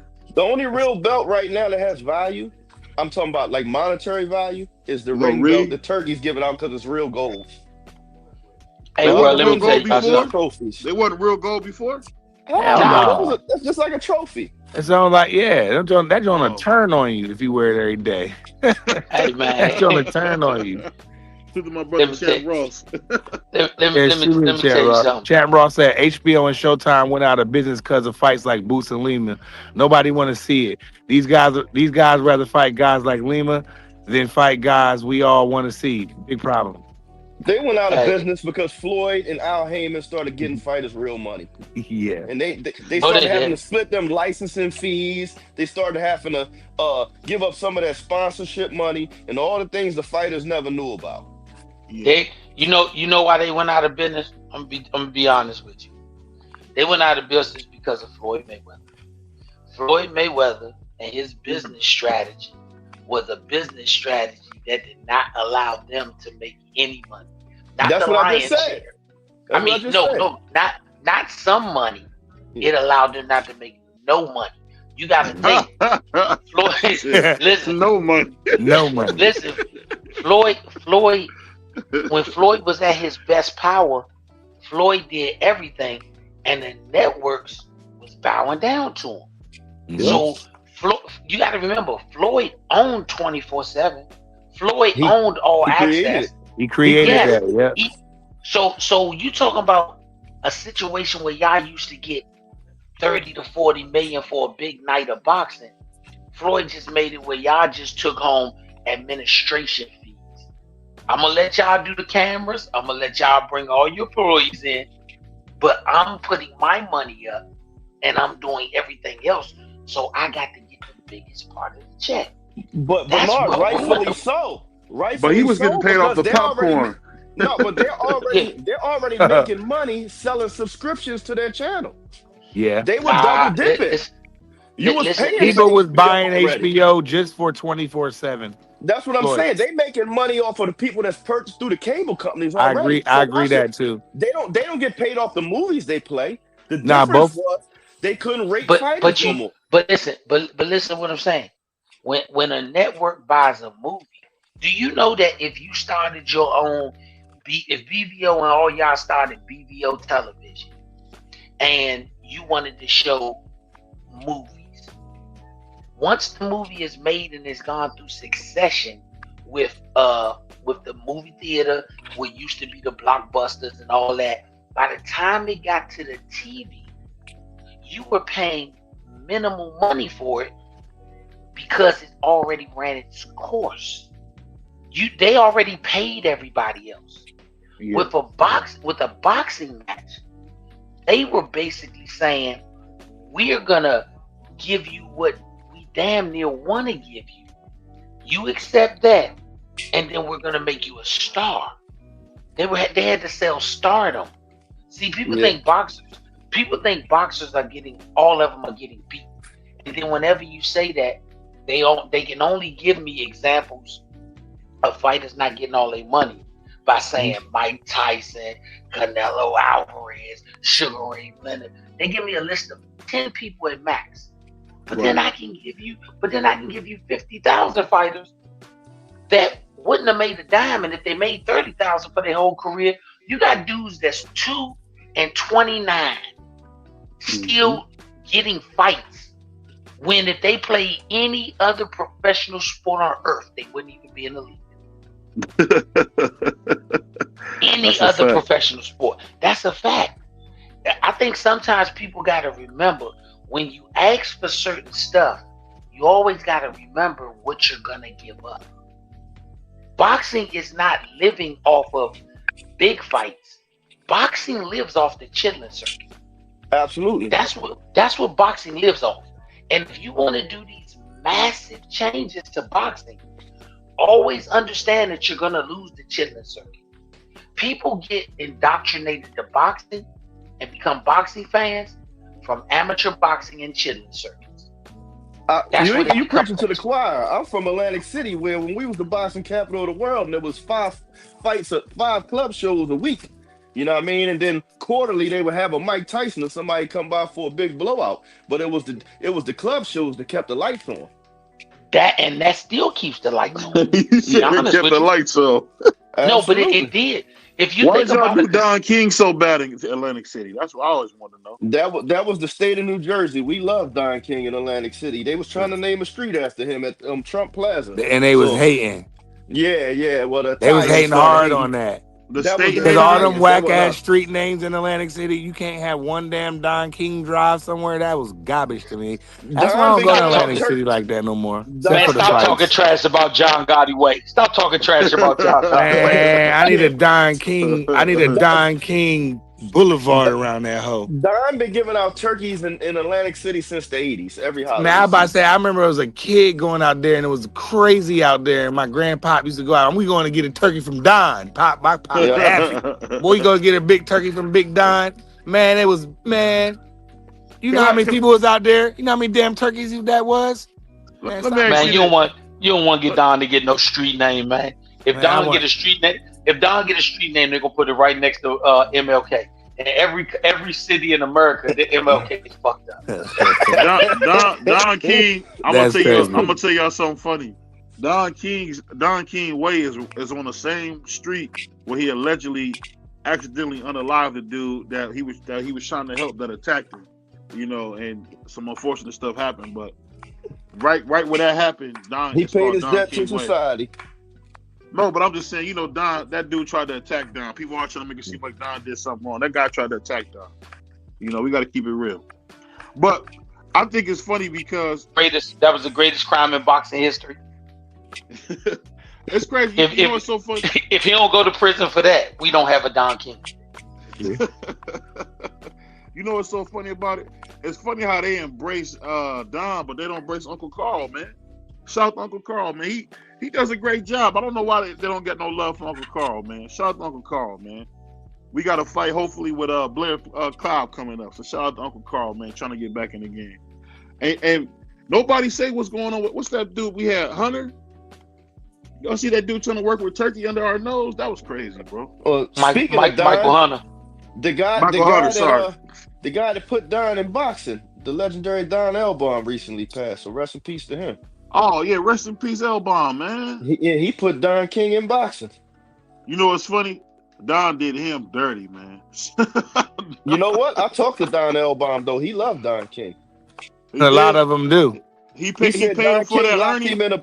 He said Don King locked him in the office for the weekend and told him, "You can't leave here until I learn how to be a promoter." So he put $10,000 in his hand and said, "All right, you're gonna be here until you teach me how to be a promoter."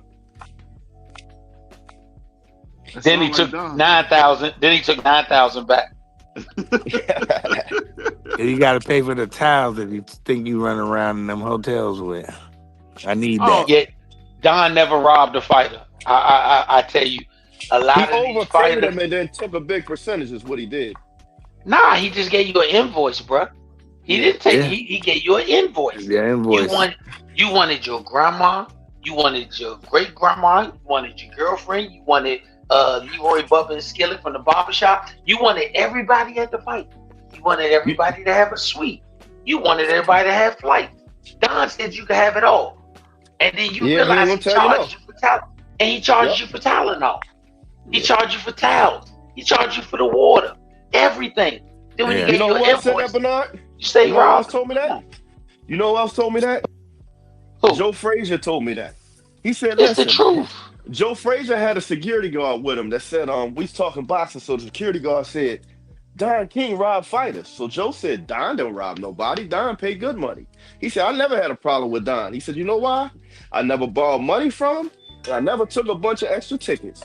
He said, I signed for my fight. I gave my parents tickets, and everybody else had to pay. He said, "So I always got all my money." He said, "People run into problems because they borrow from Don, and when you got a fight coming up, Don ain't gonna tell you no. But when that purse come, it's gonna be everything you borrow from him is gonna be deducted off the top." When you look at that pay stub, that don't have crazy. It's funny you say that because when we had Uncle Tim Weatherspoon Sr. on here, he said the exact same thing. Yeah. Hey, bro. He said, Let me "I tell you, shouldn't when have I borrowed go from Don like I did." He said, "I shouldn't have borrowed from Don." Yeah, like Don I a gangster. No, Bro, Don when ain't I go in the gangster. He a hotel, family man. when I go in the hotels, no bullshit. You ask the whole team. I go to everybody's room. I take the whole mini bar and I put that joint in the closet in my room. Then the day before we leave, I put the whole mini bar back in each room and put it back Smart in each man. room. Cause you know when you Yeah. go to Vegas, coach, you open up that refrigerator, you see all that drinks in there. You think you can just drink, and you get a Hey, crazy bill the next day. I learned the hard way my first time in yeah. Vegas. Oh yeah, you Let, think it's complimentary? No. let me Man, tell you something. I drank that whole refrigerator. I woke up and I owed them like $400-500 over them little shots. I was like, Yep, damn. I wasn't Bernard, mad. I just was like, Vegas, you live and learn. You feel me? Bernard, man. we just had Yes, we just sir. had a young promoter put on a club show here in Atlantic City, right? Mhm. And of course he's young, so it's gonna be some growing pains, right? He called himself taking care of the fighters. You know, they can order a certain amount of meals a day to their room, and they didn't have to go to the cafeteria. One of the guys that came from like Arkansas somewhere that had never been nowhere before, you know what I mean? To him, he wasn't just coming to lose. This was a vacation. He ended up bringing his family with him and billing like $10,000 worth of room service to his room. And the promoter got stuck with the bill after he went home. Yep. But you know what? He didn't know better because the motherfucking the good promoters. Let me tell you something. Eddie is a great promoter because he put the joint to your room, but he lets you Yeah. know up front. You can only spend this much. Then we cut the card off, and then everything Yep. after that, when you go to check out the room, that card that you had to get him on file, it goes to that card. Yeah, see, this was a rookie promoter. He didn't have it figured out. He thought he would just I'm treating everybody better. Okay. That I Joker need to be showed on him. his. I need to be on his. I need to be on his card. I still had steak dinners in my refrigerator. 6 months Yeah, later, I'm see, still eating steak dinners from that joint. hey, he won't make that damn mistake again. You know what's funny? So when Ali was ordering all those Delmonico steaks, Don made him pay for them. He's Absolutely. supposed to. Why is Nothing he free. not supposed?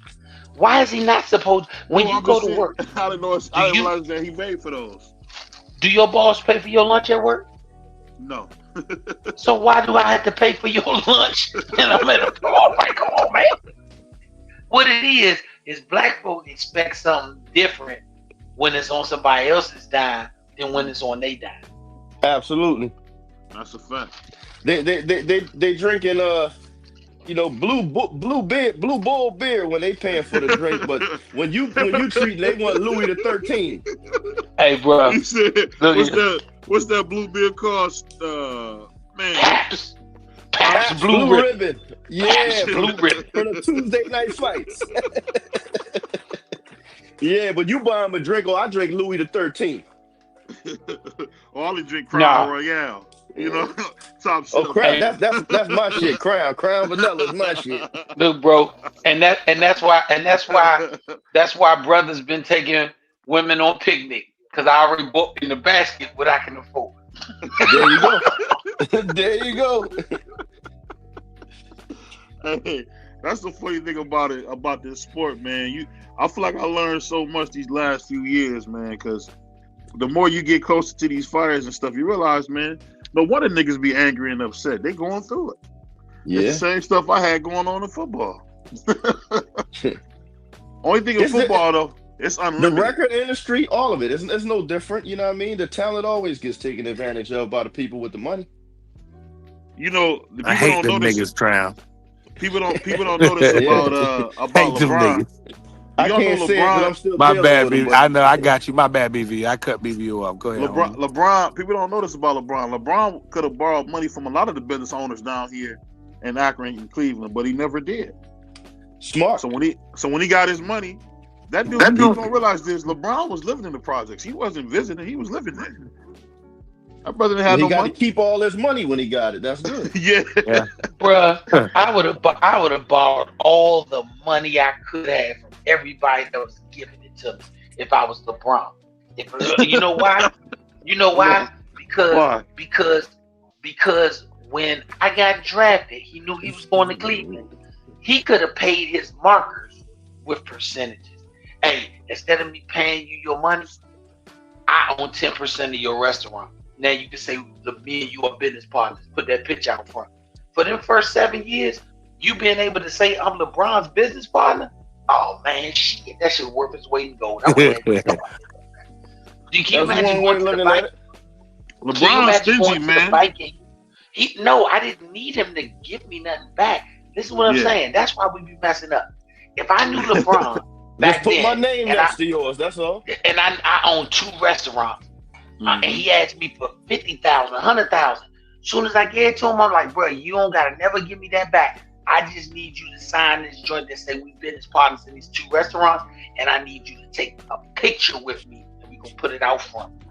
Do you know Hell, when and I go even to pop up once a year.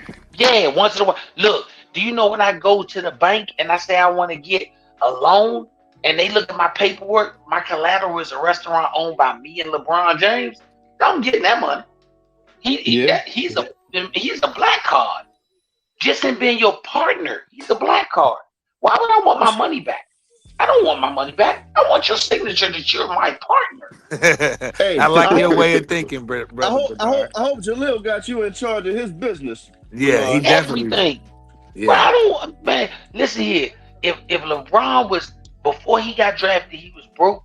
I could have got that. You talking about? I could have got him as my partner for 100 grand. Yeah. 100 grand. You could have got. I would have bought his mama a car on top of the 100 grand. Well, yeah. somebody bought him And a Hummer. y'all don't BBO owe ain't me gonna tell us nothing that. back. Somebody bought him a Hummer. Yeah, somebody who was smart. What he Yeah. Somebody did, who was smart. Bert Greenwald had the Hummer under his mom's name and had it where his mom worked as a janitor there. So really, shout out to Bert Greenwald, God rest his soul. He kind of gave that to LeBron, and LeBron hooked him up. I mean, LeBron bought so many cars from Bert Greenwald, it was crazy. So once again, did Bert look at that as an investment, or Yeah. did Bert look Absolutely. like that? Once again, and every car LeBron want to get rid of, I just want you to give it back to me. It doesn't matter the shape it's in.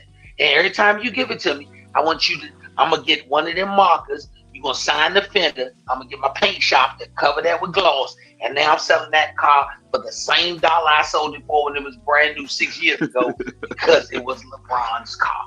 Hey, LeBron gave Bernard, you a hustler, man. LeBron gave Man, all the time. LeBron Hey, gave him Bernard, that you was a Hummer right hustler. back. He gave him that Hummer right back, and before Bert ended up dying, he used to have that Hummer in the showroom down there on the west side of Akron. So shout There out you to go. Bert Greenwald, man. Let me tell you a mean hustle. This is a mean hustle. Anytime that you know a star athlete and they want something from you, give it to them. But you give it to him under the guise that he doesn't own it and I must get it back. Because they're not gonna drive a car 2 years. They're gonna drive it for the summer. And then I'm gonna pay the insurance on it every month. I'm gonna pay the insurance. If you want personal tags, I'm gonna do all that. Because the minute he give it back to me, whether he wants to consent or not, I have the authority to say that this vehicle was owned and operated by this superstar. That means this vehicle is worth the same amount it was brand new after being used for a year. Listen, I got a case of that. A woman I was on the school board with here, right? She bought Michael Jordan's. He had some kind of truck, an old truck with MJ23 stitched all in the seats and all that shit. Mm-hmm. She bought it used for 20 grand over sticker price because it used to be Michael Jordan's. That's what it's worth. Yeah. You should have seen when After Michael you drove Jordan had that car dealership in Chapel Hill. Michael Jordan RPM Nissan. Man, them Nissans was so damn expensive. I remember how we just wanted to go up there because it was Michael Jordan car lot. Kids. Hey, bro, let me trip you out because I used to run in North Carolina a lot too. I've been a lot of places. Let me just leave it at that. I remember when the Flight 23 stores was selling Jordans for double the price just because they gave you a Flight 23 bag. They was ahead of their time. Flight 23 would give you a Flight 23 bag just because you bought the shoe from there, and they was charging double what them Johnsons were. Man, our parents was like, man, we not getting nothing out of Flight 23. You must have lost your mind. You better go up in Foot Locker and quit playing. They My just put mama a ain't Flight Man, never. 23 in Philly. I've never bought a pair of sneakers out of Flight 23. Never. My They mama just was put not one in on. Philly. man, Man, my mama wasn't having it. I don't give a damn where I was at. She was not buying it. She just refused it, bro. let me Because tell of you that. something. That's the reason why Michael Jordan will always be the sports GOAT, not the NBA GOAT, the sports GOAT, because he showed guys that you don't take all the money off the first table, you just take what you need to put money in other tables. Yeah, Mike is a genius, man. The stuff that he had going on, especially down in North Carolina, man, he just, you know. Slim, can you imagine? Yes, sir. I just want to go off topic real quick because I didn't get to do this last time. I got to give you and Jalil your props because I know Elijah Vines, and I didn't think he'd win the fight against Jalil, but I thought it'd be a competitive fight. And Jalil showed me his pedigree in that fight because he walked straight through him. And I'm Yeah. not saying Elijah Vines was a world class fighter, but he's a big puncher with a lot of heart that can fight a little bit. And y'all made him look like nothing. So Easy I mean, work. hats Yeah. off to you and Jalil for real. That was. I've seen that I kid don't up know if in people personal too. appreciate. Man, he was Hey, knocking everything out. He I was mean, pretty good. That kid from Philly. That kid, what's his name? Damn, I just slipped my name, slipped my mind. I had the only kid that went the distance with him prior What's the to kid name? Elijah Vine. Elijah Vines. Elijah Elijah Vines. Vines. Yeah, I seen him up personal, and he was I think he was like a co-main. I don't know if it was at 2300. I forget where I was at in the city, but I was really impressed when I seen him fight twice actually, and I was really impressed with him. So when I heard that Jalil was fighting him, I was like, oh damn, you know what I mean? Yeah, But I'm like, this it's is a real fight, but it yeah, wasn't. but see, people be like, oh, he ain't fighting nobody, but they don't, because they don't know Man, nothing about boxing. They don't go to the fights. They only talk on the internet. When I go to Yeah. the fights, you know what I'm saying? I So it's a say Nah, this. difference. Elijah was knocking, club He was, fighters out man, with one shot. he was whooping shit in the city. Yeah, I done seen him whoop a couple cats. yeah, I'm gonna say yeah. Nah, this. I'm gonna say this. I know personally a couple of fighters that was hitting us up saying, "Hey, bro, they offered us that fight. I turned that shit down because they wasn't trying to give us the money that kid worth fighting." And yeah, he And was the kid he was was that undefeated. yeah. Ain't like he They been was get like, whooped two nah, or three times. yeah. He said, nah. yeah. They I, said, I nah. know his promoter. I know his promoter Manny. Like that kid was tough. Y'all made him look a lot easier than And him. he's a A lot of tough people going. Philadelphia fighter, bro. At A the end lot of of the people day, going to get beat trying to jump on him after seeing what y'all did. and they gonna I, get and they gonna get their feelings hurt and their career Yep, derailed messing yep. with that kid. I promise you that. I bet money on the live Javines if you put him in there with any of the prospects that's at 54 or at 47. Because Shorty, Mhm. I think he can make that as well. I think he said he can He make that as usually well. fights at 47. He usually fights at 47. Man, once again, I will bet Big though for money. 47. I bet money that Elijah Vines beats any of these other prospects. Tell these prospects, don't tell us to fight uh uh Brandon Adams. Boachet. Yeah, don't tell Brandon Adams. I'm gonna tell them we'll fight Brandon Adams if you fight Elijah Vines and Pete Dobson back to back. Uh-huh. No, they ain't doing that. They're definitely not But doing that. They but ain't they doing that. but they but they supposed to be good prospects. And that's why I want these people to stop saying, "Oh, he never fought nobody. He never fought nobody." Half the time you say you never fought nobody, you niggas never even seen them fight before. But So that's the like, biggest. That's the I biggest want crime them in to stop boxing right doing now. that, man. Stop. People He ain't think if fighting they don't nobody. He know a ain't fighting fighter, he nobody, can't fight. man. Like you haven't seen every fighter. Like these people, Right. I never heard of them. You didn't heard of a lot of people. You know what I mean? That don't mean they can't And fight. you know who they ain't heard of before, except for us, Buster Douglas. And even at the time, I never heard of Buster Douglas. I was a kid. Man, I know him because I saw him fight that on Tucker Tyson fight, undercard. man, that Tony Tucker fight, man. What was his name? Tony Tucker? He should Oh have won man, that fight. He should have When he won quit that on the fight. stool, he Yeah, he should quit. have won that fight though. He should have but won he it.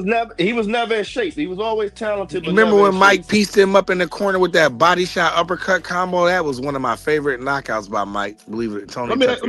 Let me ask y'all this real That quick. was Let me Tony ask y'all. Tubbs, not Tony Tucker. Tony Tubbs. Okay, right. Tucker Tony went the Tubbs. distance. Yeah, Let you're me right. let me ask you guys Fact. this. Tony Tubbs. I remember How Tony good of Tubbs a was my dude though. how good of Yeah. a trainer was Kevin Frazier? I'm not familiar with Kevin Frazier, to be honest. That was the one who trained Mike Tyson when he was Kevin Rooney. Kevin Rooney. Oh, Kevin Rooney. I know Sorry, Kevin Rooney. I know Kevin I don't know Rooney. why I said Kevin Frazier. I'm thinking about the guy. Think about the guy who fought Frazier. I can't think of his name. Kevin I Rooney. said it. I think Kevin Rooney was a competent trainer. I think his system worked for bigger fighters better than smaller fighters. He had a 140 pounder named Ricky the Rock Myers when I was a young guy. That was decent, but he fought the same way Tyson fought, and that didn't really work for little guys. But I thought he was a competent trainer. I thought he Kev was is a all good right. trainer myself. I rock I with thought Kev. Yeah. I thought he was a good trainer myself. Kev will I tell you respect about yourself. what he That's did. why. He'll tell Mike you never Yeah, about looked the yourself. same without him. I'll tell you Right. that. Facts. yeah. He, But you got to he'll tell you remember, about yourself between rounds or in the sparring. Mm. He'll tell you about yourself like some real ish. Kevin Rooney came from a time when coaches actually learned from coaches and they started out holding a spit bucket. Well, I say that Nowadays, now. coaches Bernard, just I say jump to that the now. front of the line. Especially if a coach never fought, you need to spend 5-6 years under a competent coach learning how to box. 10,000 hours. Yeah, yeah. Yeah. But now, like you said, even here in Jersey, which is one of the tougher commissions, there's certain parameters to turn pro as a boxer. There's nothing for a trainer. You just buy a license. You Man, buy a look, license and you're a trainer. look here, Yeah. you just They go to your put a local towel on Toys their R neck. Us. They put a towel on their neck, get a gym suit, and now I could be a trainer. I could say, you know what? Let me get a towel, some mitts, and damn it, I'm a trainer. Hey, they Bernard. get the coaches starter kit. A towel, a A towel, sweatsuit, a and a whistle. whistle. You got to get the black and white Adidas John, the tight John, with a couple dirty gold chains, a hat, And you a trainer. and you a trainer, and a towel on your neck. You're a trainer. Hey, And if you Bernard, got a Kango, you an experienced trainer. yeah. Shout out Hey, Scholar coming in crazy. let me ask y'all this real I quick. got Let Scholar me say crazy. something to Bernard real quick. Go ahead. Hold on, somebody Bernard, got a TV real loud. Somebody turn that TV I down always for said I us. would never coach boxing, right? Because I didn't think I had the patience, and I was too passionate about it. And when guys didn't give me what I thought they should give me, I didn't think I could handle that, right? So when I stopped boxing as a way to stay connected to the sport, I decided to become an inspector for the New Jersey State Athletic Commission. So I'm in the corner with these trainers. And when I started hearing the instructions that these trainers were giving these fighters, I said, man, I'm gonna go ahead and train some fighters, man. This is bad, man. You got hype men and cheerleaders now, ain't no trainers. Man, all they need is a DJ. They in there telling them, oh, the moves you making is sexy. I'm like, what the hell kind of instruction is that? So you still a hard ass Crown? What you mean a hard ass? Like you What you mean by still want it done how you want it done as a trainer? Absolutely. Of course. What are you Hell talking yeah, about? that's crazy. That was a What are crazy you talking question. about? That You can't question listen was to me. crazy. Why am I here? That was crazy. I'm just saying, like Crown come off nice, but he a hard ass trainer. Man, Oh, Crown No, come we off have firm fun. and Yeah. Crown come off like what's the boy? They be like, I'm firm but I'm fair. The referee. That's how Crown come off to me. Joe Cortez. He just Yeah, got Joe in the Atlantic City Cortez. Boxing Hall of Fame last I'm month. fair but I'm firm. Yeah. Hey, That's bro. Crown. Hey, look, it's funny. Look, I bring a couple of fighters that are pros come to me and say, "Hey, coach, I want you to work my camp," and they say, "I'm gonna get my manager to call you." I say, "Okay, not a problem." And when they come in and we do, I say, "You gotta do everything the way I want to do it." They say, "Okay, fine." They don't complain that one bit until the first day they got to spar. And I tell them, "Okay, we're gonna spar. You're gonna do 12 rounds." And they be like, "Okay." Then when I say my sparring partners, I pull up an 11-year-old, I pull up a 13-year-old, and I pull up a 16-year-old. And I say, you're going to do 3 rounds with each of them. And then I'm going to make you do 1 round with Jaleel. And they be so mad with me. And then when they get to doing it and they feed into the system, they be like, "Bruh, do you know you the best coach I ever had prepare me?" I say, "Brother, I don't need to beat you up in sparring. I need to get the game plan in your head, and I need to get your muscle memory to know the game plan." When we fought Bernard, for the you my yes, air sir. like. I just went through this exact same thing with my heavyweight last week. He's a 4-round fighter. I had him do 10 rounds of sparring. Probably 6 of them were with 2 different lightweights. And one of them was with my middleweight team, and a couple rounds with my middleweight teenager. And I told him the same thing. I don't need you getting beat on. They gonna make you work at a faster pace than you used to working at, and you're not gonna allow them to hit you. You can always turn your power on and punch later, but I need you to go through these movements and learn how to box without getting beat up. Man, I tell them dudes that, and when they get through the whole process, they look at me and be like, "Coach, I never felt better." I say, "Yeah, because you ain't got a broken rib, you don't have a black eye, you don't have a headache. I don't need all that till fight night. If you can't control yourself with a kid, then how can you control yourself with a full-fledged monster and you're at the height of your excitement?" I tell them, I want you to be able to hit this kid. Give me the same speed, but let me see you be like Bruce Lee. You can pull the punch. Because 90% of the fighters that I watch, and I'm talking about even at the top of the game, they cannot control their punches. If their punch don't land, they're off balance. Or they pulling their elbow out. Yeah, they need their punch to land in order for them to be able to stop their momentum. Bow and arrow effect. Yes. But if you need that, then you're not a boxer. You're a comet that need to hit something in order to stop yourself. So y'all couldn't have trained James Toney then, because he never wanted to work out. He wanted to fight to get in shape. Bruh, I would love to train James. You want to know why? Because James never complained about sparring. That's all he wanted to do. He didn't care if you put 9-year-olds in there. He will go 100 rounds with the 9-year-olds. And then he gonna ride the bike, then he going home. Yeah. So if I can get, listen to what I'm saying, the logic of it. Listen to the logic. If you sparring, BVO, if you sparring with your daughter, right? Can you do everything I ask you to do? Yeah. Because you're not worried about getting hurt. Right. So if I got a bunch of 9-year-olds willing to spar with you, and you're willing to spar with them, do you know I can actually spar and implement a game plan, and you don't even realize you sparred 2 hours, but I was able to get them to your head as opposed Because you to relaxed. Thank you. When you relax, you can work all day. Thank you. I swear, Bernard, it's the mental this exact effect. lesson in my gym last week. And I'm going to tell you this, what most people don't know. You put amateurs in there with small pros, the amateurs work at such a quick pace, they can usually get off all the shots they want. You put lightweights in there with heavyweights, the lightweights can hit the heavyweights with damn near anything they want. And the heavyweights develop mental toughness because they have to show restraint while staying in technique, while these little guys are peppering them with a bunch of bullshit. Like you understand the game. Absolutely, you sir. understand Absolutely. the game.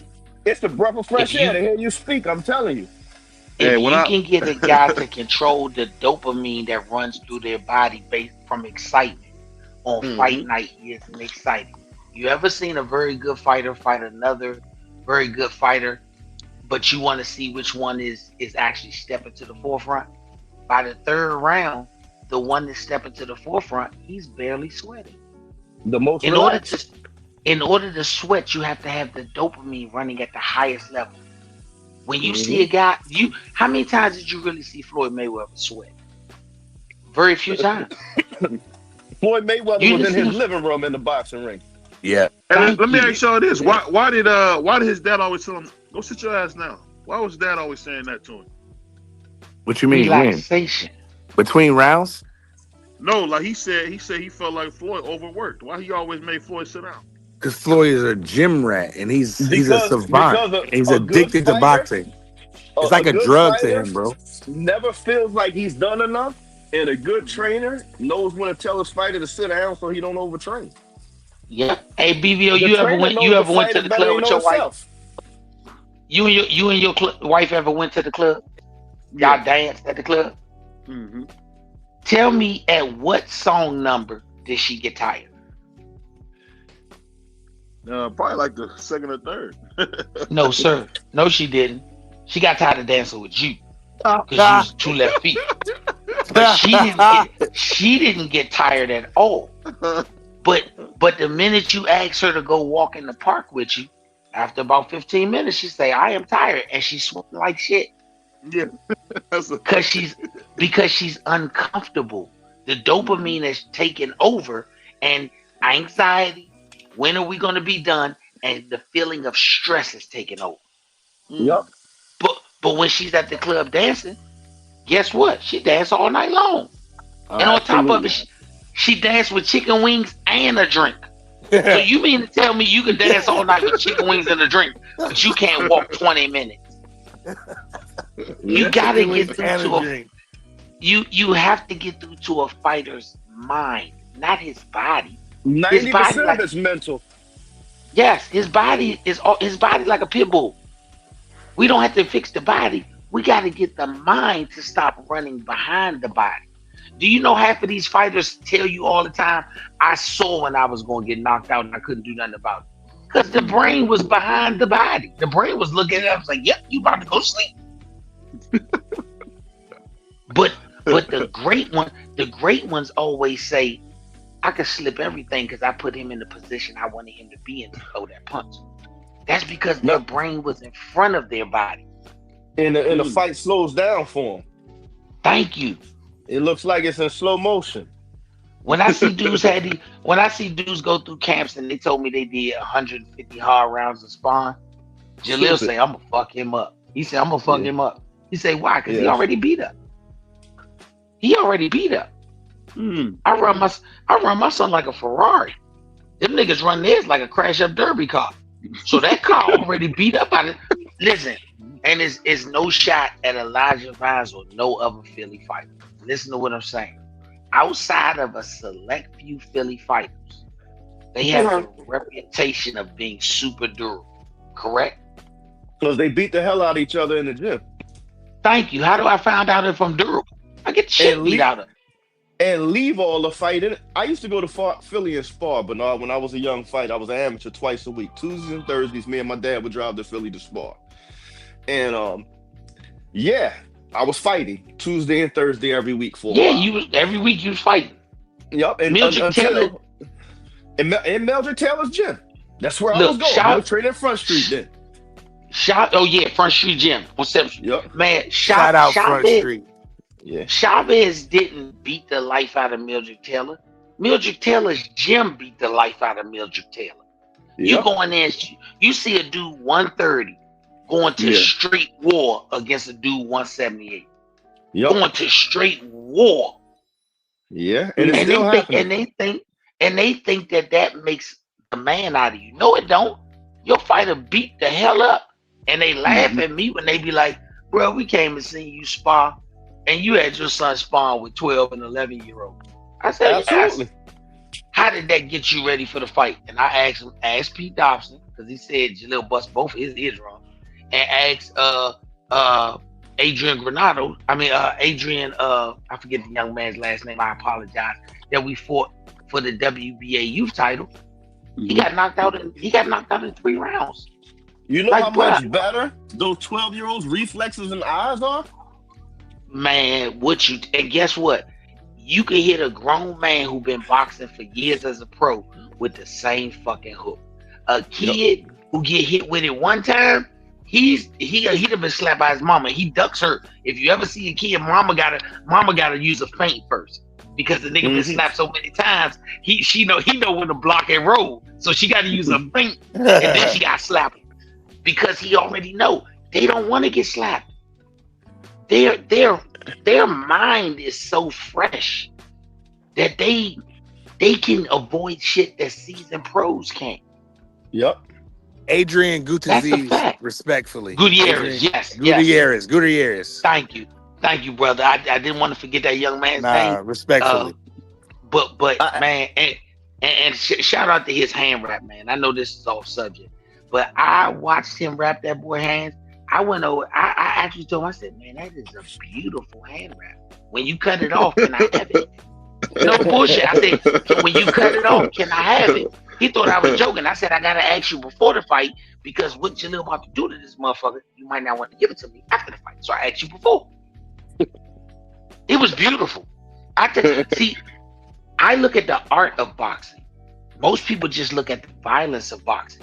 If you see 2 very fast boxers and they make that shit look like a karate picture, that is beautiful boxing. It's called choreography. Yeah, it's poetry in motion. Let me ask you this real quick, Brother Bernard. Being around Gary Sr., man, what was it like being around a boxing savant like that? I learned the basics and I learned the concepts of boxing the years I was with him. He told me years ago, he said, you're a good amateur. I'm going to take you a long way. You're going to be an okay pro, but your real niche is going to be as a coach. And so when I got injured and the pro stuff went out the window, he told me, come in the gym and start from the bottom as a coach. And I'm talking about I used to fight for this dude, everything. I've been to camps with him with pros, all type of stuff. He took me to my first national tournament where I had to win my way there. And when I first started on day one as a coach, you know what this motherfucker did to me? He said, just empty all the spit buckets. What the fuck? He said, you a coach now. What the fuck I'm empty spit? He said, you gotta start from where coaches start from. He said, you were a fighter. So you got to the point where you could spar and do all this stuff. But once the fighting was over, you don't get to come train and coach at the level you was as a fighter. You gotta carry spit buckets. First I carried spit buckets. After I carried spit buckets, I wore the body vest. And after I wore the body vest, I got to put the stool in the ring. And then after I got to put the stool in the ring, I got to wrap hands. After I got to wrap hands, I got to work with the sparring partners and coach the other person against who he was training. And then I got the opportunity to train amateurs. Then I got the opportunity to work with pros. So by the time I got to work with pros, I actually had a playbook of how to do this shit. Was Big Gary a big talker? The crazy partners did the same thing. Anthony Young was my fighter. He's welterweight. You know, he beat Saddam Ali. They asked us to fight you guys, but of course, he said he's 38 years old now. I turned it down. But he wanted to get into coaching. And the first thing I told him, I said, yeah, you was top dog as a fighter in the gym, but you want to coach? Go down there and start with the little kids. Help me out with them. When I feel you're ready, I'll bring you up. Because you got to humble yourself. Well, let me ask you this, Crown. Now, one thing I always heard people say about you was how smart you were as a fighter. That wasn't an insult to you? Hell no. That's my crazy. dad told me as a youngster, he said, listen, son, my dad trained fighters before me. He didn't want to train me. I kind of forced his hand. Right. When he started training me, he told me, he said, I'm telling you now, son, if you ever start looking like or sounding like a fighter, it's over. Yeah, that's a fact. We hit and we don't get hit. Yeah. Bro, I'm trying to tell you, man. That's if crazy, you can't humble yourself as a coach. Listen, a fighter, I don't want my fighters to not be arrogant. I want my fighters to be arrogant. But I want my coaches to be humble. I'll be humble for them. Absolutely. Yes. do you understand that most these fighters want to be the stars, Bernard? They want the fighters to be and that's humble, why and they want to be the star. And that's why I don't fool with them. Yeah, that's why I don't fool with them. That's why I don't fool with them. God, if you really think about the process of it, as a coach, you gotta know certain things about all fighters that fighters don't know. And if you really get into fighters, the vast majority, good, bad, or indifferent, doesn't matter. The vast majority of them don't even watch boxing. Yeah. They don't even watch boxing. So Iceman Scully said that. Yeah, Iceman Scully said he don't watch boxing. Yeah. Okay. So how in the hell can you train somebody and not understand that they're sitting their arrogance aside and they're putting all your faith in you because they don't even watch boxing. Yeah. So you can't be arrogant too. Man, do you know how many fights? You know how many fights I watch where I watch one round so many times that Jaleel get up and leave the room. He said, if you rewind this shit one more time, I'm just walking out. But I was like, look, man, look what I'm showing you. Look what I'm showing you. That ain't his homework. That's your homework. That's why. Thank you. He ain't gonna get it. He trusts you so much. He said, you watching and you tell me what you saw. Thank you. And that's what people don't understand. They don't Pernell Whitaker, I can pull up the interview and show you. He said, I never watched who I was going to fight. That was their job. He said, Lou didn't get mad at me because Lou said, I don't want you to pick up fear that you don't have. If you see a motherfucker keep sliding niggas with a right hand, blah-boom, blah-boom, blah-boom, if he looked like he about to throw a right hand at you, you say, oh shit, you ain't even throwing your shots. Because you so in fear of something you saw him do to somebody else. Yeah, yeah. I don't want that in you. I'm Man, just gonna you show you how never to take it away. That's it. thank you. Salute, vacay, And back. if we spent the camp teaching you how to take a shot away from him, but you never saw him deliver it, you ain't worried about, hey Slim, we want you to slip to the inside and pull the hook at the same time. Or we want you to slip outside, drop the right hand over top. You're not worried about it. But if I let you keep watching for 9 weeks, this joker's knock people out. Blah, bloom, blah, bloom, blah, bloom. You ain't taking that chance. You think it's crazy. Yep. You think it's crazy. Did y'all hear when Tank said he was scared at first when he fought Ryan until his little brother came and calmed him down? Yeah, he said, I I've know- seen this dude knock out all these people in fights and in sparring. He said, yeah, I was scared at first. But then again, normal people don't understand. Fighters get nervous. Man, do you know how much me and Jalil fight? Bro, you know how much me and Jalil fight about that? Man, look, since the amateurs, no joke, bro. Anybody that know us, if you ask them, once I warm Jalil up about 15 minutes before he's supposed to go in the ring, we have to separate from each other. All the way up into the pros, we have to separate from each other because I don't think this nigga is nervous enough. He'll be like, I'm not nervous. I'll be like, nigga, you should be nervous. You should be nervous. That's my son. Why? Why? I'm like, bruh, because nervous will keep you sharp. He said nervous will also get you fucked up. Yeah. No, Bernard, so we got to separate. My son we is must like separate. Yeah, we must separate. We can't be together because I think you're disrespecting the game by not being nervous. Yeah, and he's just sure of himself and calm. Look, no joke, bro. And I only say this stuff because anything I say related to a fighter is only because the fighter said it, and you can go on YouTube and look it up. That's the only reason. When we first got asked to go spar with Luis Aries when he was getting ready for the Jared Hurd fight. When we walked in the gym, they was like, "Who you here for?" Coach Silas said, "Who you here for?" I said, "Leonard Ellaby, sent us over here to spar with Luis Aries with Cuba." And they was like, well, "Cuba not here yet. Go ahead, switch up." And when Cuba walked in, they said, "Cuba, that's your sparring partner, Leonard Cincy." He came over there. He was like, "What y'all doing here?" I said, "Leonard told us we were sparring with you." He said, "Let me call Leonard." He called Leonard. Leonard told him, "If I sent them over there to you, that's who you gonna work with. Do we have a problem?" He said, "Okay, but I'm getting ready for a big fight. You done brought the little 17-year-old over here, and y'all talking about this, that, and the third." He said, "Well, just do what you got to do." He said, "Don't get mad at me if he get hurt."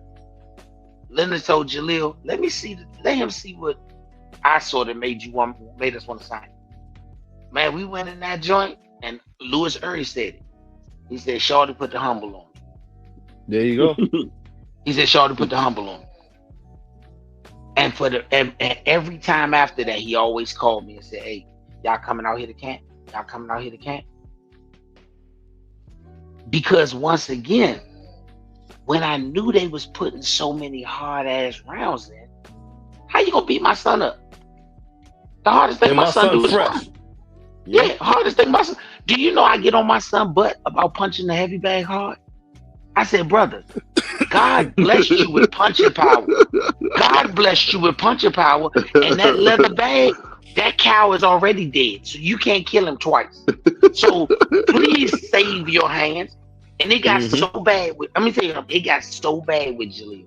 He made me so mad. And at this time, I wanted to stop going across his head because people be like, "Boy, they gonna say something." So I said, I got the solution. Take your gloves off. Take your hand wraps off. Put your gloves back on. Tie them up. Hit the bag. Do your thing on the bag. You got to pull punches now. But yes, because he started welling on the bag, and guess what? That cow started biting him back. I said, Bloody knuckles. Yeah. So when now he touch, and I said, "That's what I want." And he was like, "That do feel better." I said, "Wow, genius. Yeah. I need your hands for the fight." Yep. People love to show off punching a bag hard. And the lighter the puncher, the heavier he wants to punch the bag. Brother, that don't scare no fighter at this level of the game. That don't scare no fighter. Come on, champ. Save your body. That's what these fighters got to learn. Save your body. If we spawn and we get to 3 or 4 rounds and this dude want to dump like we in a war, I'd be like, come on, we done. Jaleel be like, nah, let me flatline him. I was like, nope. How much is they gonna pay you to flatline him? Nothing. Yo, I said, see, well, the champions will pull you out of the ring. The champions yeah, people, get out. you know what I mean? They pull you out. Yeah. And that's what happened to Jaleel early. No bullshit. Jaleel's reputation, BVO done called around. Jaleel had a reputation of not knowing how to spar. I said, Jaleel, you cannot He go go too hard. and try to knock everybody out. Why? They not going to invite you back. And he didn't realize that till it started costing him money. As a teenager and a young fighter, make sure these kids know, if you learn how to spar, the older fighters will always invite you in the camp and they'll pay you. Yep. But if you come in here acting like a buffoon, then they gonna put you out. I just went through that with Bruce Seldon Jr. I had to tell him, I said, listen, you're not at a point where you can pay for sparring. These guys don't owe it to you to let you beat the shit out of them every day. Thank you. Work with them and you'll have sparring. If you don't work with them, you be on the pads. You know what I mean? And I'm gonna tell you today, he Bruce finally Seldon learned how to Jr. work. I like him. Yeah. That's my young lady. I mean, he got no amateur background, so we learned. He's just so small, man. That's the only problem. I He's still so like small. him though. He's so small, man. Because he's a young brother that's trying. Hey, but if you don't teach them how to do this, they're gonna wind up losing opportunities. Yeah. That's the problem. Elijah Vine's a big puncher. Let me be honest with you. Even Jaleel said, yeah, he got some crack. when he was sparring with Boots, when he got the dropping shit, that's when you made Boots open all the way up. Come on, bro. Fuck you need that for? Why do you need that? You can go in there and box, do respectable with your power so the dude know you there and he getting something out of it. But you got to remember, the minute you turn that eye on that pilot all the way on high, the flame gets higher. Now you just disrespected him, and he got to show you. Because he ain't going to let And you on him. And I'm going to tell you something. God forbid you put one of these top level pros on his butt, I bet you be there for 9 weeks. Because he trying to send your ass to the hospital. Yep. He don't give a fuck if you 17. He trying to send your behind to the hospital. And I'm the type of coach. I'm the type of coach that say, I told you not to do it. I got the best Western. We good. We here for 8 weeks. Red Roof Inn. I'm gonna make you wear it. I'm gonna make you wear it. Because the champ never did nothing that made you think that he was trying to go to war with you. Yeah. But that's people who don't really understand the game, Bernard. When you understand the game, you understand you're not here to be the star and show him up. You're here to help him get ready for his fight. And if you do a good job at that, you'll probably be brought back again and eventually be given an opportunity to maybe fight on his undercard or to advance your career. But because guess who the person that always kick you out of camp? Yep. Guess who always kick you out of camp? Who's that? His coach. Yup, absolutely. The fighter don't kick you out. And guess who coaches 10 different fighters? His coach. Yup. So now he's never gonna call you for the other 9. He's never gonna call you for them. Yeah. Jaleel is the reason he never got to spar with Devin Haney. I tell Jaleel that all the time. Because your reputation is you coming there looking for knockouts. I don't blame them for not sparring with you. Did you see what Freddie Roach said about Kareem Mayfield? What did he say? They had a documentary about Kareem Mayfield, and they're bragging about getting fired as Manny Pacquiao's sparring partner. And they got a video of Freddie Roach saying, yes, I fired him because he got a little too rough with Manny. And he's like, yeah, they like, oh, we made it. We got fired from Manny Pacquiao because we was being a little too rough for him. And we got a clip of Freddie Roach saying it. Okay. Yeah. What opportunity did Kareem Mayfield get after that? None. He almost had the Mayweather fight, and Floyd didn't at least mention him. I thought that was fighting Kareem Mayfield. I know he was always fighting Andre Berto. I know, but just the fact that the fact that he said Kareem Mayfield's name, I was like, oh, word. Let me ask you this: why did Floyd wait till Berto lost already before he fought him. Because he Oh, told you in that fight, I fought all the killers y'all wanted me to fight. This fight, I'm gonna fight a decent opponent, but I'm picking him, and this is my last hurrah. Yeah. He told everybody, I'm not fighting no tough fight. My He last said fight. that before he announced Look, the opponent. Before he even look, said who the bro. opponent was. He Yeah, said, he I'm not taking announced no that tough before fight. You're right. Cut We knew that. cut the game. Cut the game. Cut the game like a game. Cut that shit like a game of spades, man. Don't do that. Andre Berto got that fight because Andre Berto was the first person that took a chance on Al Heyman. Al Heyman got in the game with Andre Berto. Andre Berto was the Olympian that kicked off everything for Al Heyman in boxing. And Al Heyman has been proven to not forget people. Yeah. Berto needed to go out, and he wasn't broke, but he needed to go out the right way. And motherfucking Al needed to get Floyd a fight that he could sell to the public. Yeah. Nah, I thought they was is fighting why- over a girl for real. You're Nah, not that's wrong, BS. coach, but it was that light skinned girl when Floyd stuck his tongue out and the girl gave him the middle finger. Bruh, let me Floyd, let me they ask was you fighting this, over a girl for real. That's what it really was. It- But what you're it was- saying, B, Coach B, you 100% right. You 1000% What's- right. I forgot Andre Berto was his first real dude. What's- Man, Wow. that was what's the- they was fighting over a girl. What's the listen here? What is the only picture that they Oh, somebody ever snoring. consistently show? My wife done fell asleep. Oh, my bad. What is the only? Hey, look, bro. What is the only picture that you consistently see of Al Heyman with two fighters? The one with him, Floyd, and Berto. Andre Berto. That fight was always supposed to happen. It's just Berto took a BS loss, and that kind of put it on the back A burner. couple of them, Coach. No. I'm talking about the first one. That Oh, fight right. Yeah. That was a BS loss that threw that ability to put that fight out the window. You got to remember, Berto was supposed to get that fight with Floyd to pass the torch. Remember, Yeah. Berto's older. That was the torch pass. And I thought then- they were supposed to fight. He was supposed to fight Shane Mosley, but the earthquake went down. No, Remember that, that? but yeah, For the but that was WBC. before that. Yes, you got to think all of them dudes are older than Floyd, so they had wow. to pass the. They had to pass the torch. They had to pass the torch. No, I don't think Berto's older than Floyd. No. Yeah, Listen to bro. what I'm saying. In the essence of he was an Olympian and he was the pride of everything. He was the first person to start the company. So if he was the first person to start the company, and now Floyd is here and he's running the show, they got to pass the torch. Yeah. But he took that loss before the torch could get passed. If you He's a really Ortiz, think, flagship fighter. yeah, thank you. Yes, but if you really think about it, even though I don't think he could have did it, they were setting up everything for Floyd to pass the torch to Adrian Broner. Broner, absolutely. And Broner Yeah. nutted up. He fumbled. Yeah, he fumbled the bag. Yeah. Just I like was everybody thinking else. so much money on Andre Berto. why did they let him? I still understand why they let him fight. Madonna? I understood Because the he was Paulie fight because Paulie because was he was- small. Because he Paulie was was small. uncontrollable. So Yeah, they he cashed yeah. out.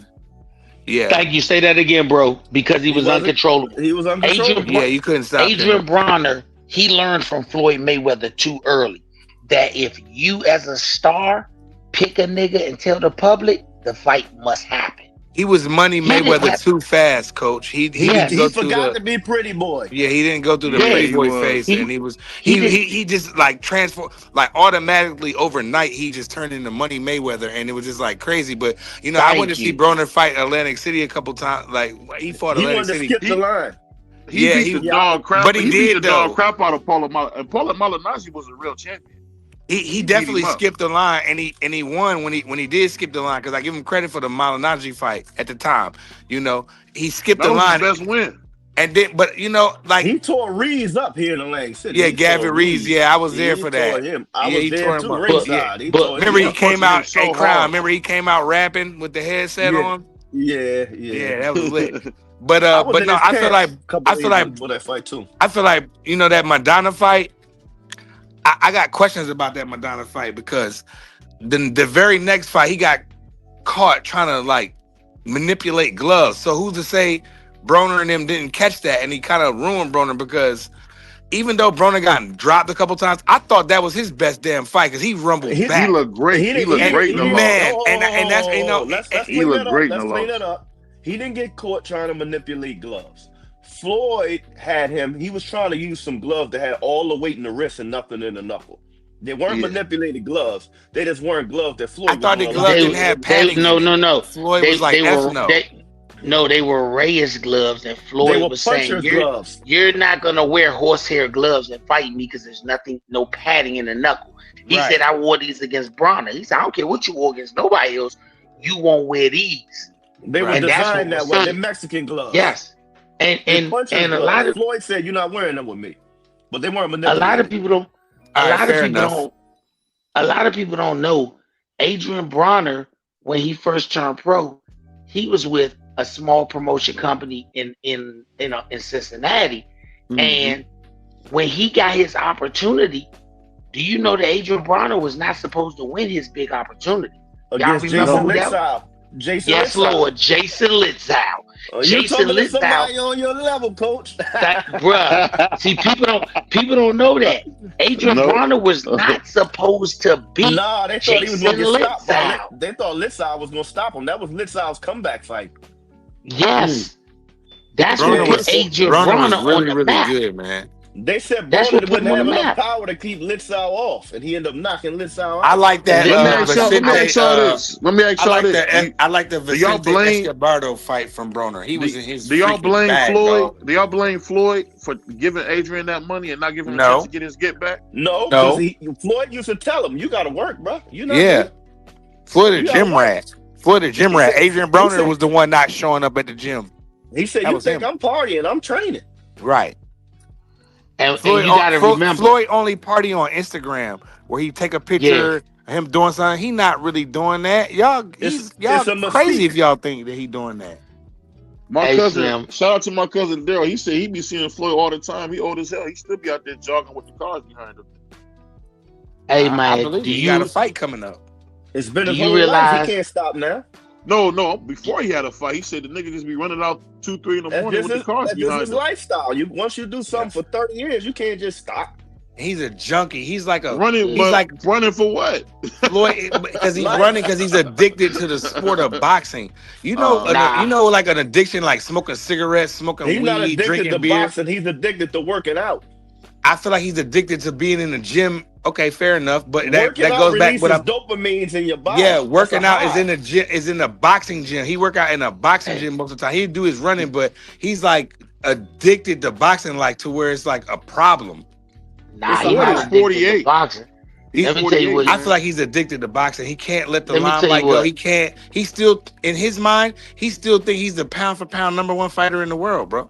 They all do. But Nah, he but know better than that. but listen to it. He's not addicted to none of that stuff. He's addicted to money. And the Yeah, minute that he too. the minute he lets his body go, his addiction to the money is gonna go. Yeah, If you ever watch wealthy people, they're way past their physical prime, but they still working out. Yeah. Because if I let the one thing go that I can always control, everything else will slip away from me. The one thing that you can control is your health. So and even Floyd when is they a gym when- rat, man. yeah, you see Warren Buffett He's been in still the gym walk. his whole life. Yeah, he's a gym rat, man. Yeah, so He's so when you yeah, look up the definition of gym rat, it should be a picture of his it face. should be him. Yeah. That's So so when you just crazy talk about because I'm saying that's crazy. Y'all said about the overtraining.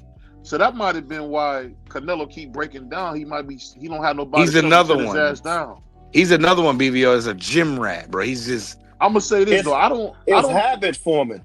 yeah. When I went in the army at 17, right? Because I was sick of boxing. I was burned out. So I went in the army to get away from my dad and get away from boxing. When I get in the army, I found out they got a heavy bag at the big post gym. Now I'm sick of boxing, in the army to get away from boxing, but I'm walking to the post gym to hit the heavy bag every day. Make it make sense. habit. And I'm gonna tell you something. The only reason Canelo breaking down, and BVO know that's my guy. The only Beer, reason Canelo cervezas. You know the only reason he breaking down? No. You know why he breaking down? Because he was fighting guys that he was too small to fight for a lot of years. If Canelo wanted to stay at 160, if he just wanted to stay at 160 and dominate, or even potentially 154, he could have done it. Canelo he's been trying to defy the odds on being great. The computer all stakes didn't help neither. Hey, There you go. look here. That causes wear and tear. That does cause your body to break down. That does cause your body to break down. And I'm gonna say this: I ain't condoning nobody using no PEDs. I'm not condoning it at all. But every great fighter is cheating in some way, shape, or form. You ain't lying. And the reason I say that, if you weigh 200 pounds, no, even if you broke, if you weigh 200 pounds and you push yourself to the point of damn near death to make 140 just so you can gain 30 pounds to beat up somebody, then you game the system. It's a form of cheating. And the California State Athletic Commission said that Devin Haney was cheating when he was doing that. You're cheating. It's in the paperwork. Listen, no. Just think. One of the, and I can't cite it offhand, but somebody will look it up and say, yeah, he was right. It tells you how much of your body mass index that they should allow you to lose in order to fight in the weight class. 10%. The IBF got a doctor and did a study, because when you do more than 10%, you start to take the cerebral fluid from around your brain. So when you got motherfuckers, and you can't put that back when you rehydrate. And tell me how many fighters that fight 140 all the way up to heavyweight are only losing 10%. None. Almost none. Thank you. Thank you. Hey, Evander Holyfield will tell you that's what happened to Muhammad Ali. Swelling up to 300 pounds and wearing vinyl suits to break down. Same thing with Big Daddy Bo, man.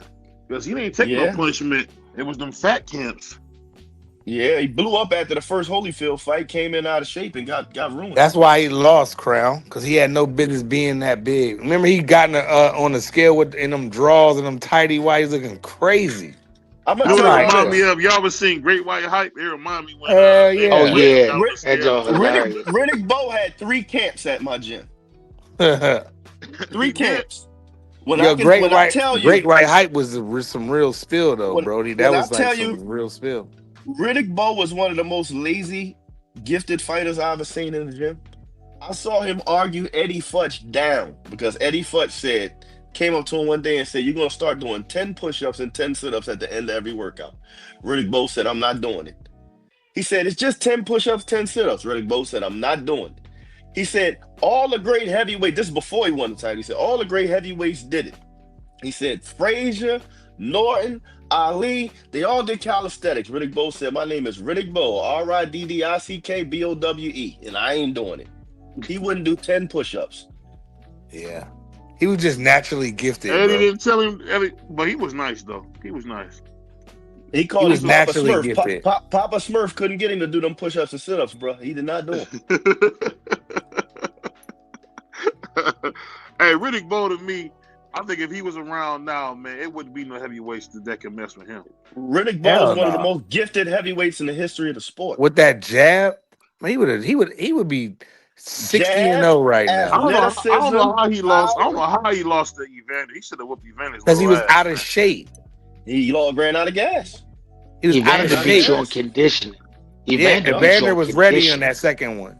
He was ready. Yeah, but Evander ain't in the same league athletically as Riddick Bowe was. But Evander can fight in the first fight. Yeah. But that was Bowe. That was Bowe in shape. Yeah. He did the third fight to him. That was both of them brothers in shape, brother B. Both of them was ruined by the third fight. Yeah, that third fight was just money. Why you say they was ruined? They beat the hell out of each other. They beat each other up. Resistance was gone. You know what I mean? They didn't fight the same. It just wasn't the same. Yeah. Just like and it still was a good fight, by the way. It still was a good fight. After that Theory, that was the best fight. The third one. Man, Man. after that first Bo Holyfield fight, at the second fight, both of them dudes sound like Dumb Donald and Weird Her. Yeah, because they wasn't slipping or blocking nothing. They was rocking sockets robots. Yeah, BBO, you should love that fight. That Brother, trilogy. I seen it. That's why I love it. He's a dumb Donald. They sound just like Dumb Donald and Weird Her. That's crazy. Hey, Couldn't neither one of them Tony talk. voice changed after Samuel Peter. You heard it in a post-fight interview. Yeah. Immediately after he fought Sam Peter, his voice changed. When he hit Tony in the head, and Tony kind of like did a little dance, even though I thought Tony got the bad, and I mean I thought Peter might have squeaked out the first fight, but I thought Tony worked pretty good, and I thought he got the bad end. But when he fought him a second time, when he put what he had, Billy, who he have in his corner, the trainer, the black boy, Tony did in the second one with Peter. Mm-hmm. Man, the I second remember fight, the trainer, but I remember his voice changed. Yeah, man. the Tony, second fight, he was using steroids. What happened? no, to, that was John James Toney? Ruiz. What Nah. happened to James Toney? He did that in that too. Yeah, remember he got this. Tony got busted twice. They overturned that jump. Yeah, he got caught. He was using steroids. He said They in his did that- documentary. Yeah, Yeah, they that was a overturned John that jump. Ruiz fight though. Yeah, Ruiz. Nah, I'm talking about the Samuel P. Yeah, in this. Yeah, remember He he got busted clipped with twice. steroids. remember he got stripped. That was the from the Ruiz belt. fight. Yeah, That was John okay, Ruiz. I thought Yeah, that was he John got- Ruiz when he beat when he It won the was. heavyweight title. They stripped him. Yeah, It you was. right. So you You right. telling Yeah, me he got busted again before? Because that happened after that. So he got clipped Nah. twice. Is basically. No. Yeah, It was John I thought Ruiz. he. No, it that was the John Ruiz fight where he won the heavyweight, the WBA heavyweight, and then they stripped it because he had something They in his stripped body that. Yeah, and yeah, I he don't used think that he knew steroids. about it. Right, Me personally. Yeah, it wasn't even a He said steroid. It was a he weight said he used loss it. drug. Yeah, Yeah, it was he said it was some kind of weight loss drug. drug. But go ahead, coach. My bad. No. I was just saying whatever it was. He said I used it. Whether it was a weight Yeah. loss, it was performance. It was on the enhancer. list. Yeah, It was on the a list. It diuretic. enhances. The diuretic joint. Yeah, it He was on the looked good. list. You know what? He looked the best at heavyweight when he fought Holyfield's old ass. He looked Well, I great. mean, it Man, wasn't you- that hard to look good at that point. Nah, You Holyfield done. would have looked good beating up Holyfield that night, man. Come on, don't do that. You would have looked good beating up Holyfield. When he beat John Ruiz, he was in his bag. Did y'all I'ma see? tell Did y'all y'all see this, when though. Holyfield fought that? Holyfield was a hell of a dude, man. Yeah, for sure. Virgil Hill took me to Atlanta to Holyfield's house, right? When Holyfield was living in what Rick Ross calls the Promised Land. He had a soul food restaurant there. He told Virgil to bring us to his restaurant that his mom used to run for him. We get to the restaurant, they already closed. He keeps the restaurant open after hours for us to sit down and eat, feeds us, pays the staff to stay, and wouldn't take our money when we left. I said, man, that's a stand-up dude, man. Hey, when he went broke, how much you sent him? Hey, listen, listen. When he was here in Atlantic City, he promoted a card here. I walked up to him and said, I remember what you did for us, Evander. You got a meal on me anywhere you want in the city tonight. No, I was just messing with you, bro. I was That's just messing love. with you. That's Hey, love. let me ask you this, Crown. Did you ever meet Muhammad Ali? I did, but I didn't get to speak with him because he was mobbed by so many people. Like, it was at a Tyson fight at Boardwalk Harbors Convention Center then. And soon as we noticed that he was walking in, so many people swarmed him that like they had him up against the wall. Like, I couldn't get close to him and talk. I could get close, but I couldn't talk to him. Like, it's like security had to run over to him and like shield him because people was mobbing him. Man, that man like Mandela. Man, you see him Yeah. walking that building, that's like Mandela walking. I wish I forgot could a have fight been was the going on. young boy when he Carter was Truth doing Williams his was thing. fighting Trevor Burbick. The whole Oh. crowd turned away from that fight because Ali walked in the door. Like, You people guys was wanna hear leaving their something? seats running to him. Shout out You know- Carter Truth Williams. You know something that I'm not Carter gonna bring his That's name my up. dude, yeah. I'm not gonna bring he his was in name my up. gym too. That's my dude. Go ahead, baby. yo. But a championship fighter told me that Tommy Morrison was fighting when he had AIDS. Did y'all know That's that? true. That's a He fact. was, that's a true. fact. It's a fact. It's a fact. Yeah, that's His last true. couple fights. It's a My fact. favorite knockout was when Merciless Ray Mercer He put could his fight ass with on that AIDS. rope. Nobody said nothing.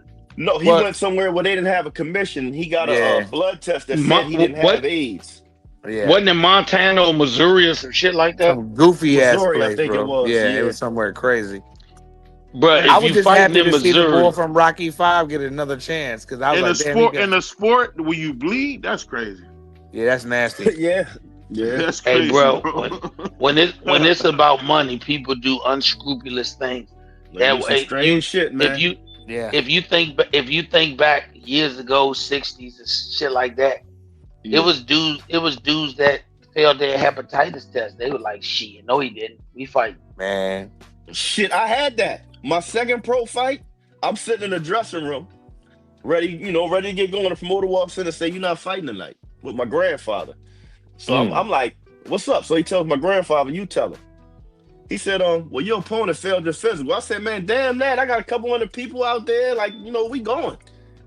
So he said, he got hepatitis. I said, yeah, don't worry about it. I get it next time. Yeah. They let Once that that slide shit, with once Tommy that the shit Gun. get in your That was system, it's nasty. there. Oh, Yeah. You might as well have AIDS. Yeah, for Yeah, real. You get that hepatitis, Jack. That shit in your system, it's there. Yeah. You better go take care of that. That's crazy work. I'll tell you Yeah, what, you though, got man, to deal with that shit. Yeah, for real. The more I read about Tommy Morrison, man, he was a piece of shit. That Joker was a drug addict too. Yeah, he's a junkie, I'm about to say. But he can kick some ass though. He won some can fights punch. that he Yeah, When he supposed he to won fight some Mike fights that he Tyson, shouldn't have. why did he get the he- fight with Mike Tyson? Because he lost to Mercer? He was a steroid Yeah, Mercer guy destroyed too. him. Nah, he was juiced up, coked up on You everything. see his Mercer's body Ray completely Mercer. changed after the Rocky movie. Yes, because in Rocky he was completely jacked, bro. He was He looked skinny like before that, and he got jacked that after. nigga You looked could like tell. the Undertaker in that joint. He was husky as shit. But then when Ray whooped him, it's like his body changed. Even in that fight, his body didn't look like we used to like the Man, gladiator type thing. And when Ray hit him with that body shot and he dropped his hands, merciless Ray Mercer had put Mercer on one wasn't of the shit, man. best knockouts that I've Nah, ever seen Man, Mercer, in my lifetime. don't do my Ray guy like Mercer that. beat That's the I'm not gonna life tell, out business. I'm that gonna tell you, man. I'm gonna tell you why he ain't shit. Because Man, you man, Lennox crazy, whooped. BBL. He That's had wild. Lennox corner, and he let Lennox off the hook.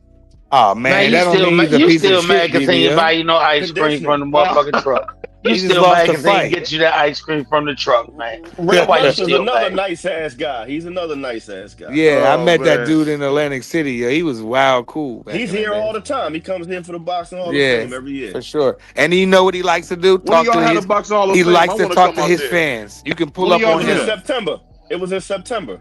It just passed. Next one, man. I want to bring my family down there, man. Come through. That'll be Come through. fun. The owner of the Boxing Hall of Fame is my boy, Ray. Oh, word in Atlantic City. Yeah. Oh man, Ray I'm right McClure. here. I'm right here in the Deptford area. You know, I slide. You know, I got to Oh, slide. Is it you is it 30 a minutes from building? me. I'm in Yeah, Pleasantville. I'm only like a half, Nah, 30, 45 from they, you. Yeah, they easy don't way. have a building. They trying to get a building. Right now they set up inside the Claridge Hotel. So they got an exhibit in the Claridge, but they working on getting a building. But Yeah. my boy Oh who was a man. trainer in my gym, he started it. So it's like 8 years deep now.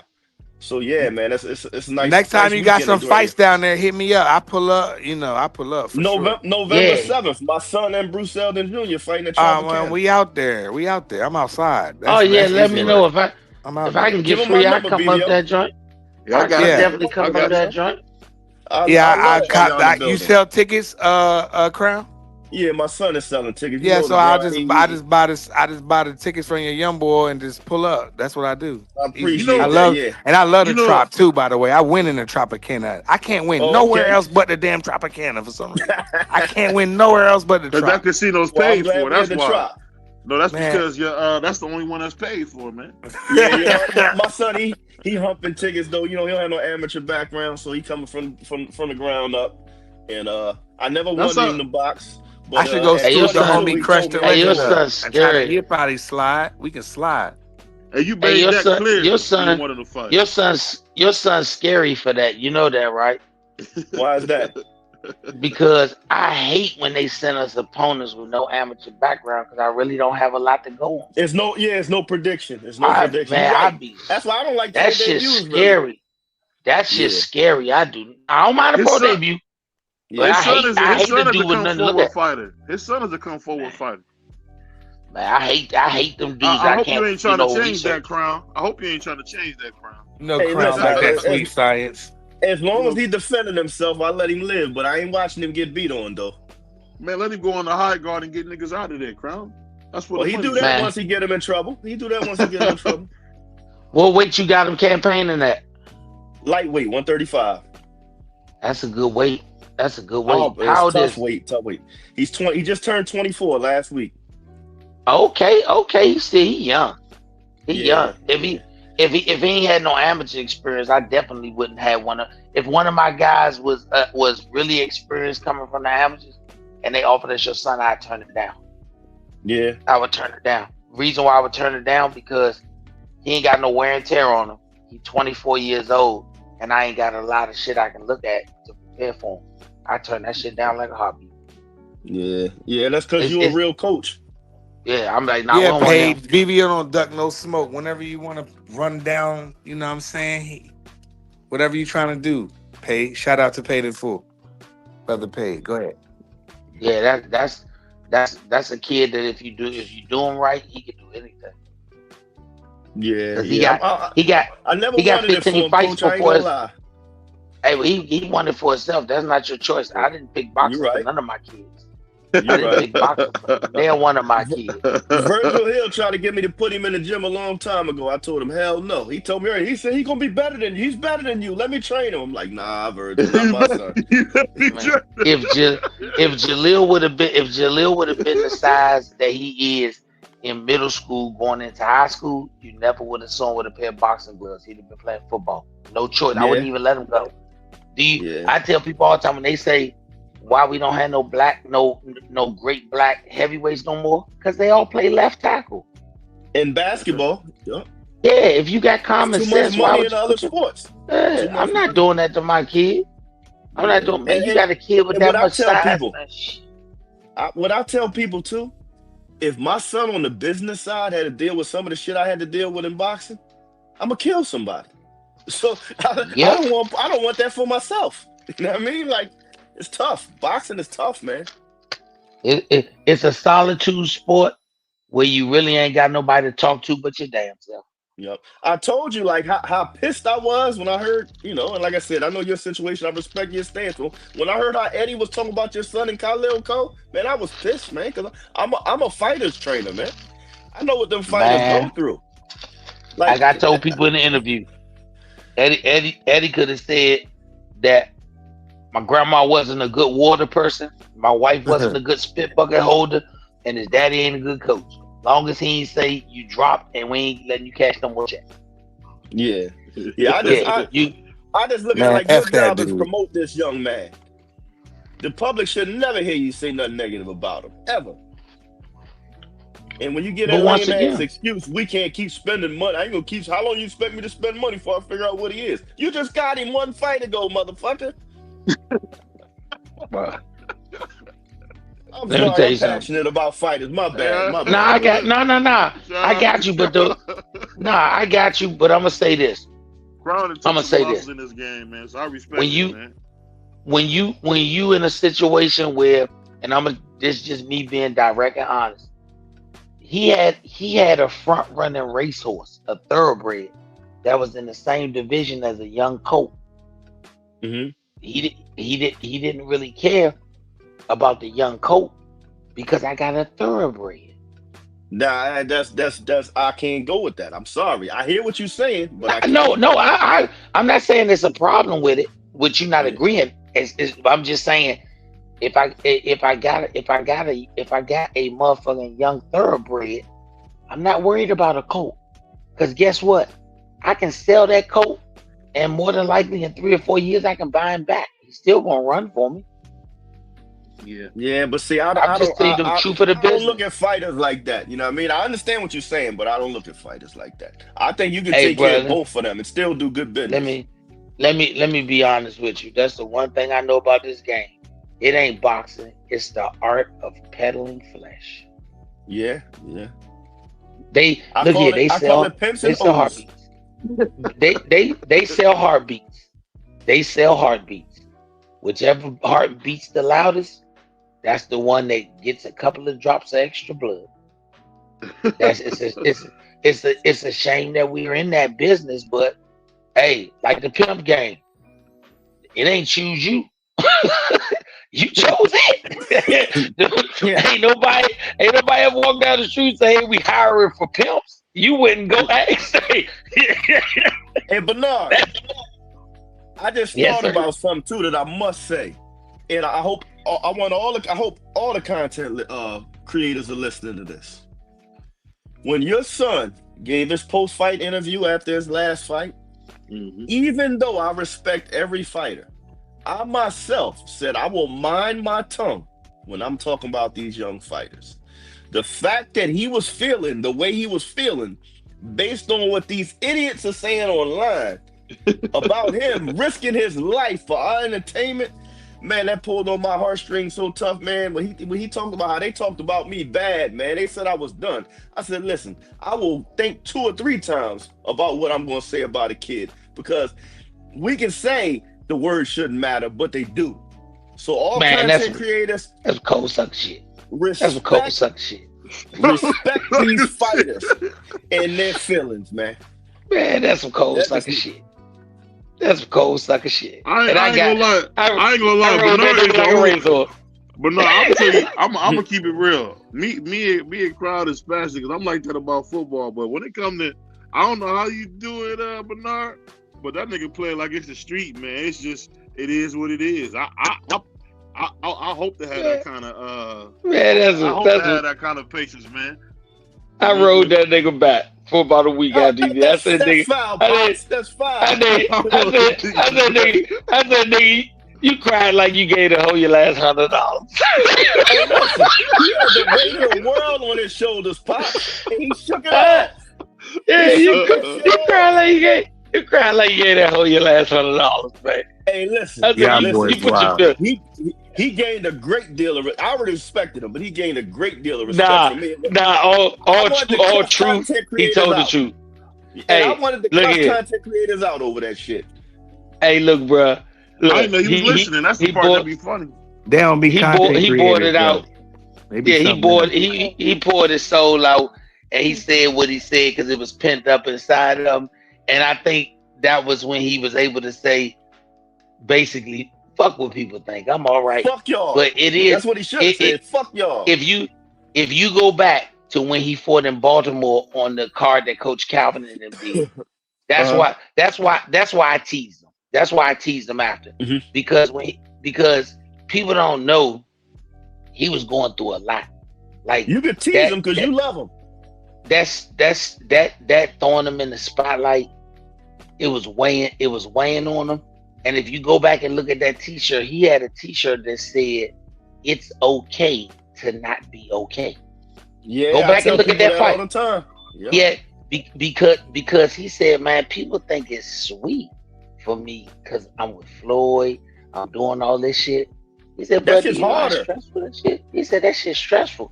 I'm trying to live up to somebody else. We had to give, man, Jaleel had to give himself permission to be Jaleel. Yeah.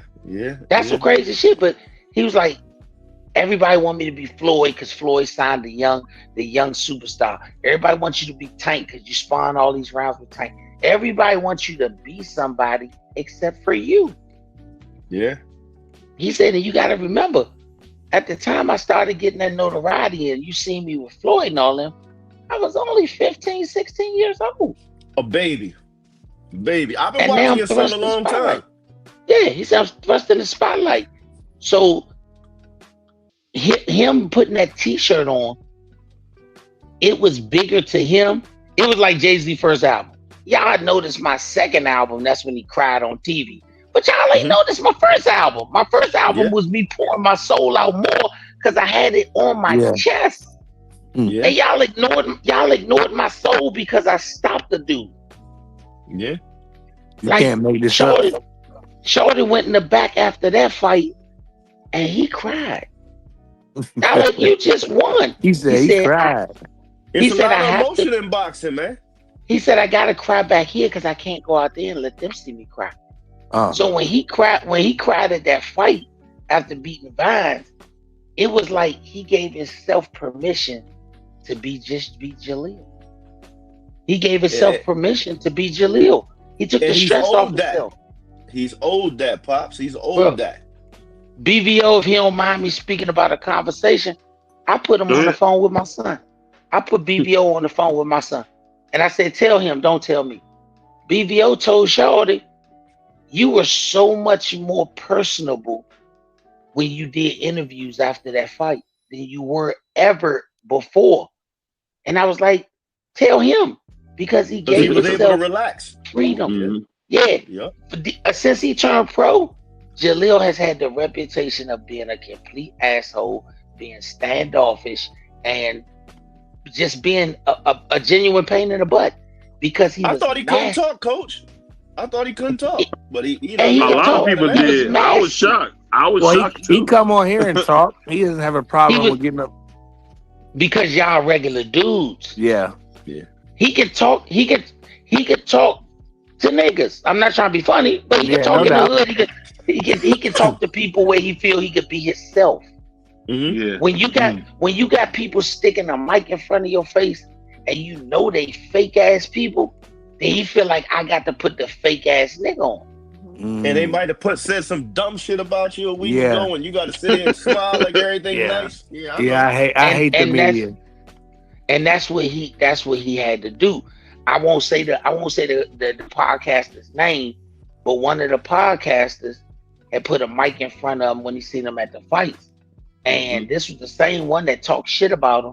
He smacked the damn thing out his hand and walked off. Cause And the dude was looking like, damn, bruh.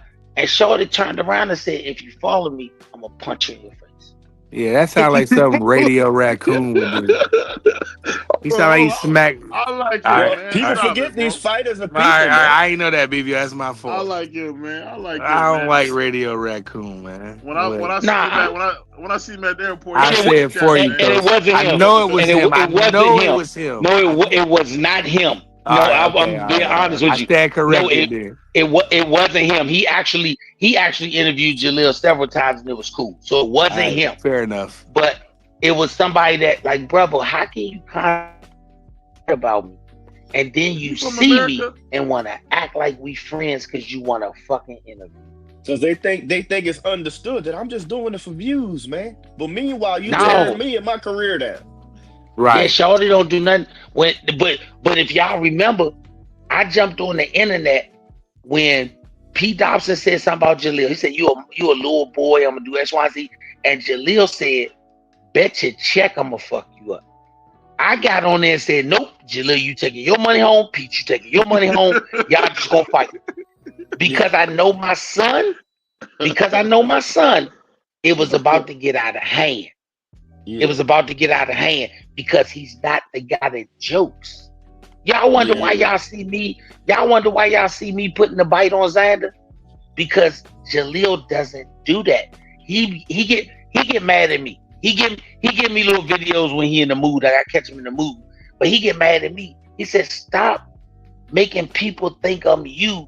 And I like to play with fighters. Because one of these dudes gonna do something in the hallway of a venue and I'm gonna fuck them up. So I be like, all right, y'all. I ain't gonna bother you. Yeah, He leave said, him I alone. like to joke with people. He said, I like to joke with people about boxing. But I don't like to joke with fighters about boxing. No, because that can get 'Cause I- dead serious. Because I told him, Yeah, I said, yeah. because I was messing with Bernard. I said, I heard, Zach like to slap people in their mouth. So just be careful when we get to the fight. And, I said, I don't think you would dream about smacking Jaleel. Yeah, facts. Jaleel just got something about him that when you in his presence, you know he don't joke. Yeah. You know, I It's respect just you, Coach something B, crazy. because you talk about your son highly, like how I talk about my son, and they the same age. You know what I'm saying? I think your son might be a couple months older, but I just appreciate all three of y'all black fathers, and man, y'all some dope dudes. I'm gonna sign off because Prize got to get up, Appreciate you, bro. and do what he got to do. But Appreciate you, I my respect brother. y'all bro. inspire me to make sure that I stay on top of my game with me and my son and my two daughters. Y'all three Hey, brothers, man. Absolutely. sure. Black Hey, fathers are if- amazing, brother. Yeah, we are the if- future, and we are the ones. We are the present. If you ever want to get your guys some work, I got some good little young guys in my gym. I got two 15-year-olds in my gym that I let work all the time with guys.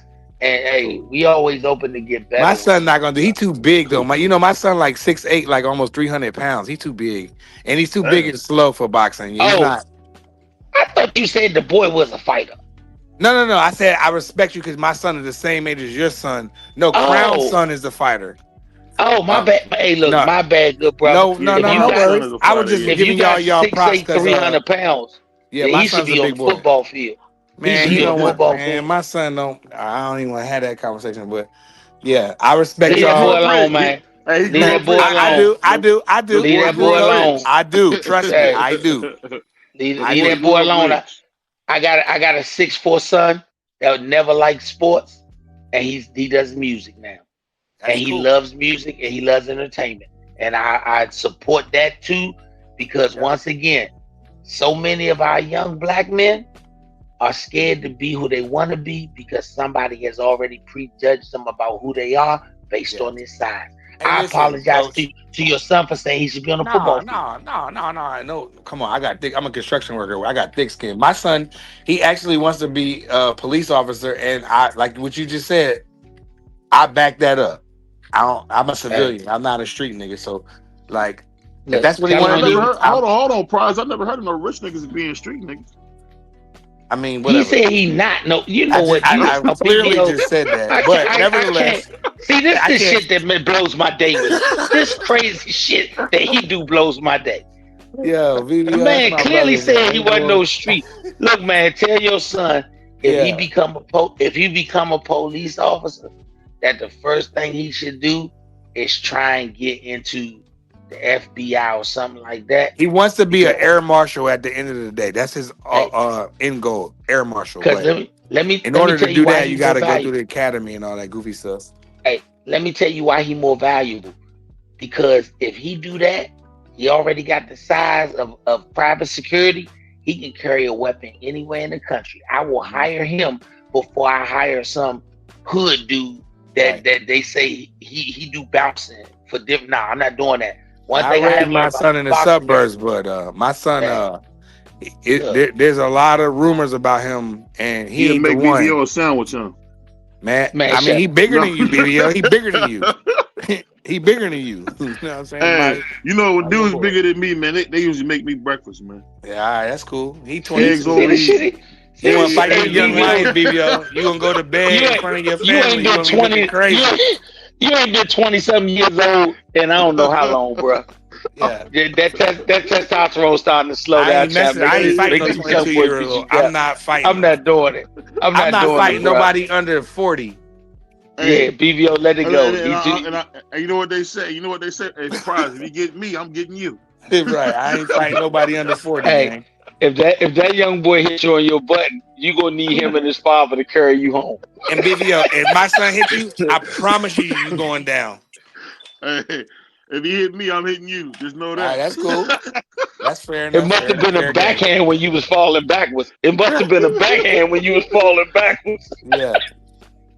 Nah, Hey, man, but nah, that's hey, you doing the thing with your kid. At the end Yeah. of the day, you got something that you can be proud of. When the vast majority of fathers are now talking about I'm sending money down to the prison. You talking about Nah. your son doing something positive. So Yeah. that's all the plus. He don't do Yeah, the that's all. babies in the he don't do babies in the police stuff. Get in trouble with the police. mhm. That's something he do not do. He don't like kids. He's like, Dad, don't worry about it. Cause I'm like, man, I'm not trying to do that, son, for real, for real. I'm not where I want to be a grandparent yet. But Well, he one day don't he like going to do that. kids. So it don't. That's Hey, cool. he My ain't got to son just like made kids me to a have damn them. grandparent. Yeah. He don't like kids, and he just like, you know what I mean? And I'm like, No, I he bet. ain't met no woman yet because he ain't met a woman And that he that's want to be with fine. yet. That's what Cause it I be cause because I they gonna done make you found have the kids. I done went and cleaned my son's room up and found thousands of gold wrappers, and I was proud. I Hey, wasn't even bro. mad. Look I here. couldn't be. I couldn't be. One It's day, impossible. one day, one of them girls gonna keep him from doing a push up. I know.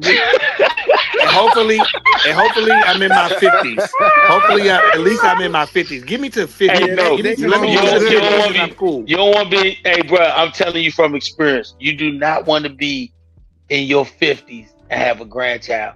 When I had my oldest grandson, I was young. We enjoyed stuff. Man, my 5-year-old grandson, every day when I get him from school, he say we gotta wrestle.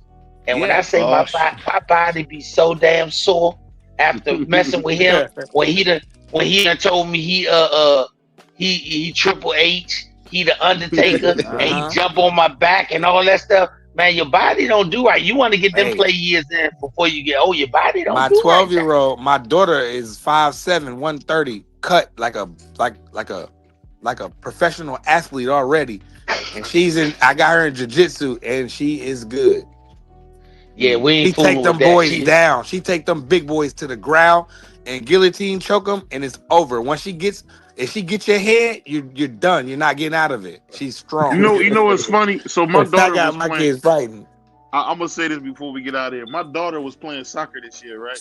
So she went from being an absolute slum to being the second best on the team this year. So Yeah. it's pretty Hey cool to man, see how she them shut must up. get kids it from grow. her Hey mom. man, hey look, She bro. must get it Hey from her look on mom. that. Look here. On that note, I'ma Yeah. bail out because Yeah, I'm BBO a head just out. said she was an absolute slum. Man, That's you know what? crazy. Yeah, I'm I a can't. head I'm not. out. I gotta go too, bro. Because BBO I'm a said that I head had out. to That cuss was him out crazy. tomorrow, man. Yeah, Yeah. I can't with BBO. That was crazy. I bid Jolly farewell on that. I can't even go with him on that. Hey, that's how my grandfather used to Goodbye, talk. All right, What do Bernard. you Wow, tell me? You man. suck, man. All right, appreciate you, dog. man. We out Goodbye, here. goodbye. Man, peace, man. Y'all boys.